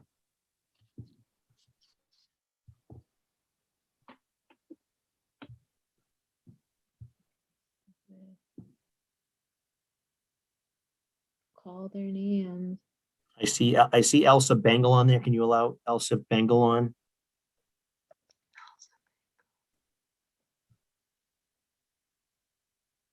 Elsa Bengal has been promoted. Okay. Elsa, Councilor Flaherty, you have the floor if you can unmute yourself. Yes, thank you. Good evening. You're very welcome. I'm a member of Old West Church and a volunteer fundraiser and grant writer. So I wanted to point out a bit of the significance of the work that we're doing with historic preservation. There has been a church on the corner of Cambridge and Stanford Street since 1737. The current building, designed by Asher Benjamin, was completed in 1806. And there's been an incredible progressive history made on this corner in all three buildings. Since 1964, the building has been home to a United Methodist congregation and the world-renowned Fisk organ. Today, we are an open and affirming, led by our pastor, Reverend Dr. Sarah Gerard, and a team of lay leaders. In partnership with the Oasis Coalition, we provide hot meals every Monday evening and lunches on Saturday. And our vision is for the building to be a resource to the community. 3 years ago, we faced a huge preservation challenge. The opportunity to apply for a CPA grant was amazing. The open process of decision-making led by Christine Poff and Thaddean Brown and the team was deeply appreciated. And I know that many applicants share this feeling. Our 2019 grant for $400,000 restored the front-facing tower from top to bottom, but we were not able to complete the exterior restoration of the windows. This proposed grant of $50,000, paired with a third grant from the Henderson Foundation, will complete the restoration of the east and west elevation windows. And with that done, together we have restored and preserved the envelope of Old West. In the years ahead, you will see not just the restoration of a beautiful historic building, but the expansion of a vital center for community events and programs, a place for healing and justice work with outreach partnerships and community engagement. I want to especially thank our counselor, Kenzie Bach, and her staff for their ongoing support of the work we're doing. And of course, we're so grateful to the CPA staff and consultants, as well as all the city departments involved in delivering urgently needed funds in an equitable way for so many outstanding projects, making our neighborhood stronger for all. Thank you so much. Thank you, Elsa, and amen to that. Yeah. Janice, if you can let Evan Thayer in, please. Mr. Chair, Evan Thayer has been promoted. Thank you. Evan, you have the floor. Please introduce yourself for the record. I'm Reverend Evan Thayer. I'm the rector at Church of St. Augustine and St. Martin. On behalf of Church of St. Augustine and St. Martin, an historic Black church in the South End Lower Roxbury section of Boston, we thank the Community Preservation Committee, Mayor Walsh, for recommending we receive a Community Preservation Historic Preservation Grant, and we thank Boston City Council for considering it. The history of Church of St. Augustine and St. Martin is part of the history of the movement of the Black community from Beacon Hill in the West End to the South End in Roxbury, and the establishment of a Black middle class in this area. The sanctuary and additional 3 buildings provide a snapshot of the neighborhood that grew up around the turn of the 20th century. Other row houses on Lenox Street from that period have fallen victim to development. Willard Place no longer exists as a street, and 23 Willard Place is the only row house to survive. This funding for roof and masonry repair will help us preserve these 4 historic buildings as we continue to provide a home for other churches, nonprofit organizations, and vital programs for the youth of our community. It's been an honor and an education to participate in this process and to witness the thoughtfulness and dedication of the committee in making strategic choices for the best use of available resources. We applaud the other applicants who participated in this process with us and understand how difficult it was to choose which applications could move forward during this round of grants. Thank you very much. Thank you very much, Reverend. Appreciate that, and best of luck over there. Candace, if you can let either David Amory or Suki Amory on, please. Thank you, Mr. Chair. Suki Amory has been promoted. Thank you. If you could please introduce yourself for the record, and you have the floor. My name is David Amory, Amory Architect. Mr. Chair, Councilors, CPA's committee and staff, thank you for the opportunity to testify this evening. As church leaders from Pleasant Hill are holding a wake, they have asked me to testify on their behalf. We at Pleasant Hill have a long-standing relationship reaching back over 20 years. We know they're building well. Here is their statement. On behalf of Pleasant Hill Missionary Baptist Church in Dorchester, we thank the Community Preservation Committee, Mayor Walsh, and the Boston City Council for recommending a Community Preservation Act Historic Preservation Grant to help repair the building envelope of our historic building, including the front entrance, stairway, steeple, windows, and perimeter fence. Pleasant Hill is an important site of community activities. Prior to the COVID pandemic, Pleasant Hill was open to community groups and various activities, from neighborhood associations meetings, Narcotics Anonymous, to having movie nights in Trotter Park. COVID hasn't stopped us. Currently, we run a weekly free food distribution site. In addition, we were in collaboration with Whittier Street Health Center, one of the sites set up to administer vaccines against COVID. So I very much look forward to working with the City of Boston and Pleasant Hill Missionary Church on significant repairs to the church building, as Pleasant Hill continues to play a major role in supporting neighborhood and community. Thank you very much. Thank you very much, David. And please send our regards to Reverend Culpepper. I know they lost a senior pastor over there that's being waked this evening, and Reverend Culpepper has been in touch with our office. So thank you for joining on their behalf.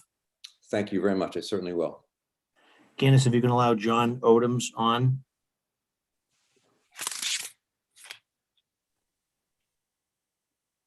Mr. Chair, John Odoms has been promoted to panelist.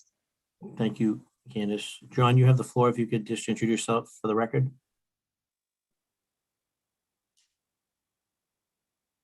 Okay, Reverend John Odoms, pastor of the First Baptist Church in Boston, which is in the Back Bay. Thank you very much for the opportunity to provide public comments for this evening's hearing about the recommended Community Preservation Act grants. I've been here as pastor for coming on 5 years, but my connection goes back about 35 years when I had the opportunity to return. It was when we were starting this project, and I remember looking at the tower and thinking, yes, it is worth preserving. It is worth restoring. The 176-foot tall tower of the First Baptist Church is one of the most recognizable elements of the Back Bay skyline. Designed by the renowned architect H.H. Richardson, this early mature building design helped earn him many more commissions in Boston and around the country, and gave birth to the Richardsonian Romanesque architectural style. The team here at First Baptist, the project team, is grateful for the Community Preservation Committee's recommendation to approve a grant for a third major phase of critical building envelope work on this iconic tower. And we hope that the Boston City Council will vote to approve our CPA Historic Preservation Grant request and support this most important preservation project. Thank you very much and look forward to working with you. Thank you very much, Reverend Odom's beautiful building, and best of luck over there. Thank you. Candace, if you can allow Nathaniel Carrington to join us.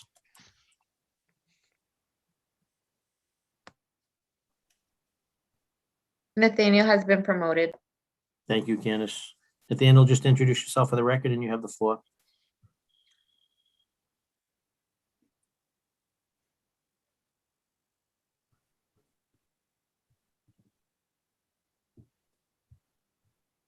Nathaniel, can you hear us? Can you unmute yourself?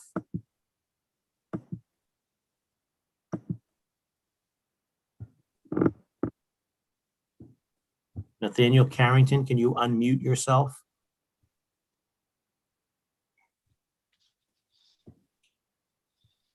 Candace, if you can leave Nathaniel up on the board, if we can go to Margaret Dyson and admit Margaret.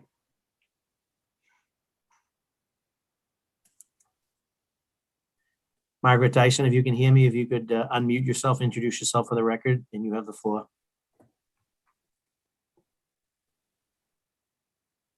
Mr. Chairman, I think Margaret is our Treasury staff. Very good. Thank you for that.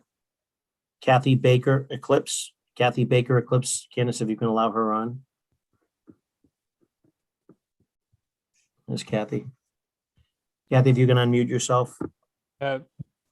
Mr. Chairman, I love hearing from Kathy Baker Eclipse because she is one of the smartest landscape architects of the Boston Parks and Recreation Department. But she is representing, she's here to answer any questions if you have about the Boston Parks projects. I apologize for any confusion. And Kathy, I didn't mean to cut you off. You just unmuted yourself, so. Thank you, Chief Cook. That's correct. Thank you. Yeah, we didn't have her on it. And then we have, there's a Lucille. Lucille, there's no last name here, but if Lucille could be admitted on, and if Lucille can introduce herself for the record. And Mr. Chair, we've also missed Jeffrey from Preservation Services, if he's still here. He was on the list as well. Okay, I don't see that name here, but if you see that person, if you can let them on as well, so.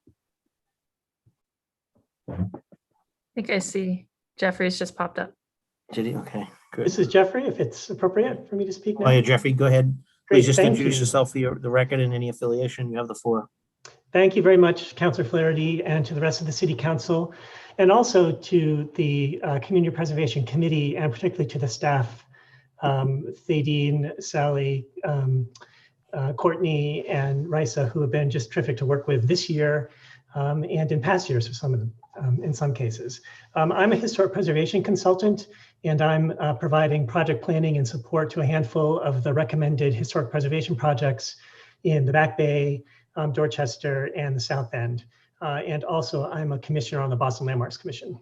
I just wanted to make the general comment that I think it's important to recognize that in addition to their architectural and historic value and the role that they play in making Boston a beautiful and distinctive city, many historic sites and facilities are home to important organizations, programs, and services that benefit citizens of the city, including many of its most vulnerable and underserved residents. Most of these historic sites are run by nonprofits of various kinds and sizes who provide quality space for the community at low or no cost in spite of the fact that the cost of maintaining these beautiful but complex historic buildings is very high, and many suffer from decades of deferred maintenance. In most cases, historic preservation grants are twofers, I would say, in that they accomplish multiple and simultaneous goals that benefit their neighborhoods. These grants preserve Boston's beauty and historic neighborhood character, but they also preserve sites that host critical social services, provide community meeting space, and offer quality educational and cultural programming. I have to say that since I'm in this business, there are precious few sources of funding available for high quality historic preservation work, period. CPA is the largest and most important potential funding source currently available for these projects, and I respectfully urge the Community Preservation Committee and the City Council to continue to advocate devoting as a high percentage of CPA funds as possible to these important historic preservation projects. Thank you very much. I appreciate the opportunity to be able to make this. Thank you, Jeffrey, and thank you for the work you do. Appreciate that. And this will be the last call for public testimony. Anyone out there that's wishing to add public testimony may do so now or forever hold their peace. Candace, if there's anyone that needs to be allowed in for public testimony. Yeah. If not, that will. We've moved everyone over from the waiting room, Mr. Chair. No, we didn't. Oh, excuse me. Oh, we get Cheryl. Cheryl's back. All right, Cheryl. Cheryl, we called you earlier, so welcome. Obviously, good evening, and please just state your name and affiliation for the record, and you have the floor. Thank you very much. I'm Cheryl Dickinson. I'm the president of the Friends of Crike Park, and it's with great appreciation that the Crike Park Revitalization Project has been considered for a 2021 award from the CPC. On behalf of the Friends of Crike Park and the South End community, we thank the CPC for listening to us, for taking the time to understand the intricacies of the project, and the willingness to help us to see how this project could be completed in a better, more feasible way. The CPC has made every effort to make wise and rational decisions, and we've learned a lot from you. Announcement of the nomination has already brought untold benefits to the Crike Park revitalization. In the short period of time since the CPA awards were announced, community awareness has increased as well as donations. In other words, the CPA award has gotten the Crike project off the ground and it is running. In the next few weeks, the Friends of Crike Park is expanding opportunities for greater community involvement for the park project. Publicity and fundraising committees are being planned as we speak, and more neighbors are joining in the effort to build and maintain Crike Park, their park. By no means the least of our thanks, but rather big thanks goes also to Councilman Flynn and his allegiance to the project. Councilman Flynn has listened to us and believed in this project when some discarded it as impossible. He's been available to answer every question and request, and without his support, I don't think there would be a Crike Park. Thus, the CPA award, Councilman Flynn's efforts have been the catalyst not only for building a park, but together we're building a community that embraces its diverse cultures. Building and honoring the sense of community was exactly what our namesake, Alan Crate, an internationally acclaimed African-American artist and South End icon, had in mind in his artwork. Crike Park moves on now to its next stage and a new opportunity to collaborate with the Parks and Rec Department, Public Works, Chief Cook, Chris Osgood, making a lot of things possible that we thought would never be real. Councilman Flynn and the CPC, every one of them through their efforts has made this become a reality for the South End. Every effort has been worth the challenge and will continue to be so. From my community, I share my heartfelt thanks. Thank you, Cheryl. If there's anyone that has not heard their name called or has not offered public testimony and wishes to do so, if you can unmute yourself and identify yourself for the record.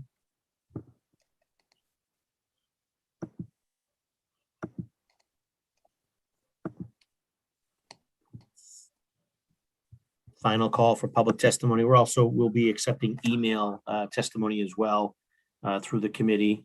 So if those folks that were here that weren't able to stay on, if they wish to, they could email us and that will be added to the public record as well. So again, final call for public testimony. Anyone not having heard their name called, please unmute yourself, identify yourself, and you can offer testimony. Anthony Patchouli from Cedar Grove Anthony. Cemetery. Welcome, Anthony. Good evening. Thank you very much. I'm a trustee of Cedar Grove Cemetery and also the interim superintendent. And I want to thank everybody just very much so for listening to us and for bringing us to this point. We look at Cedar Grove Cemetery, as I'm sure so many of you do, as more than just a cemetery. It's more like another park in the city of Boston with a number of walkers and families that enjoy the abundance of wildlife on our water features. So I want to thank you once again. Special thanks to Courtney Whalen for her patience in working with me, and to City Councilor Frank Baker and his staff. So thank you very much to all of you. A lot of gratitude for your efforts. Very good, Anthony, and best of luck. Thank you.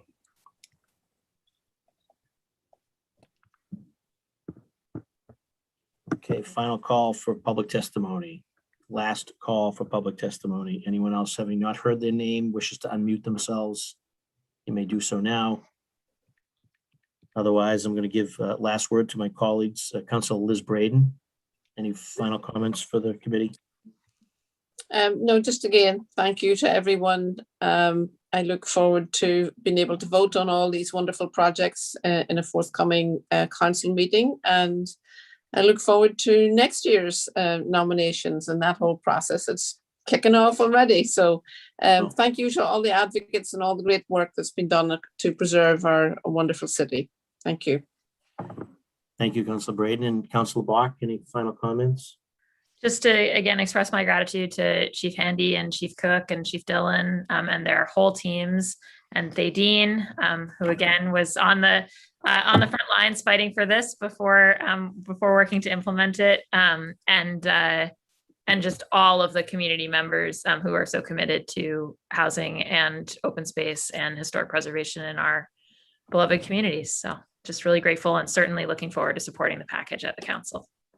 Very good. Thank you, Councilor. And finally, obviously, as the chair, I look forward to expediting a committee report on docket 0346, which will be recommending passage of $25,500,374 from fiscal year 2021 preservation fund revenues to support so many worthy projects and all of our partners and the organizations and those beautiful facilities that make our city the great city that it is. So Thadeen and her team, and to obviously all the chiefs that we've had on here and the commissioners and the support groups and the advocates, I appreciate their attention to detail. And as just mentioned, there'll be another project coming up soon. So if your number was not called this time around, don't give up hope, resubmit an application, fine tune it, and/or reach out to folks that have had success with their applications and maybe mirror that process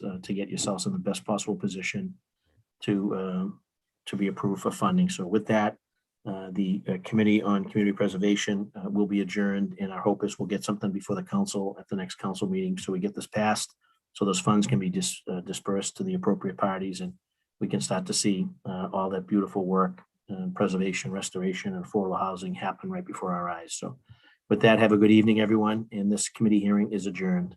Thank everyone. Thank you all. Thank you. Thank you, Candace and Christine and Kerry, for your work. You're welcome, Mr. Chair. Have a great night. Thank you. You're Take care. welcome, Counselor. Thank you. Thanks, Well, Candace. Christine. You're welcome, Christine. Thank you for your help today. Thank you. Good night.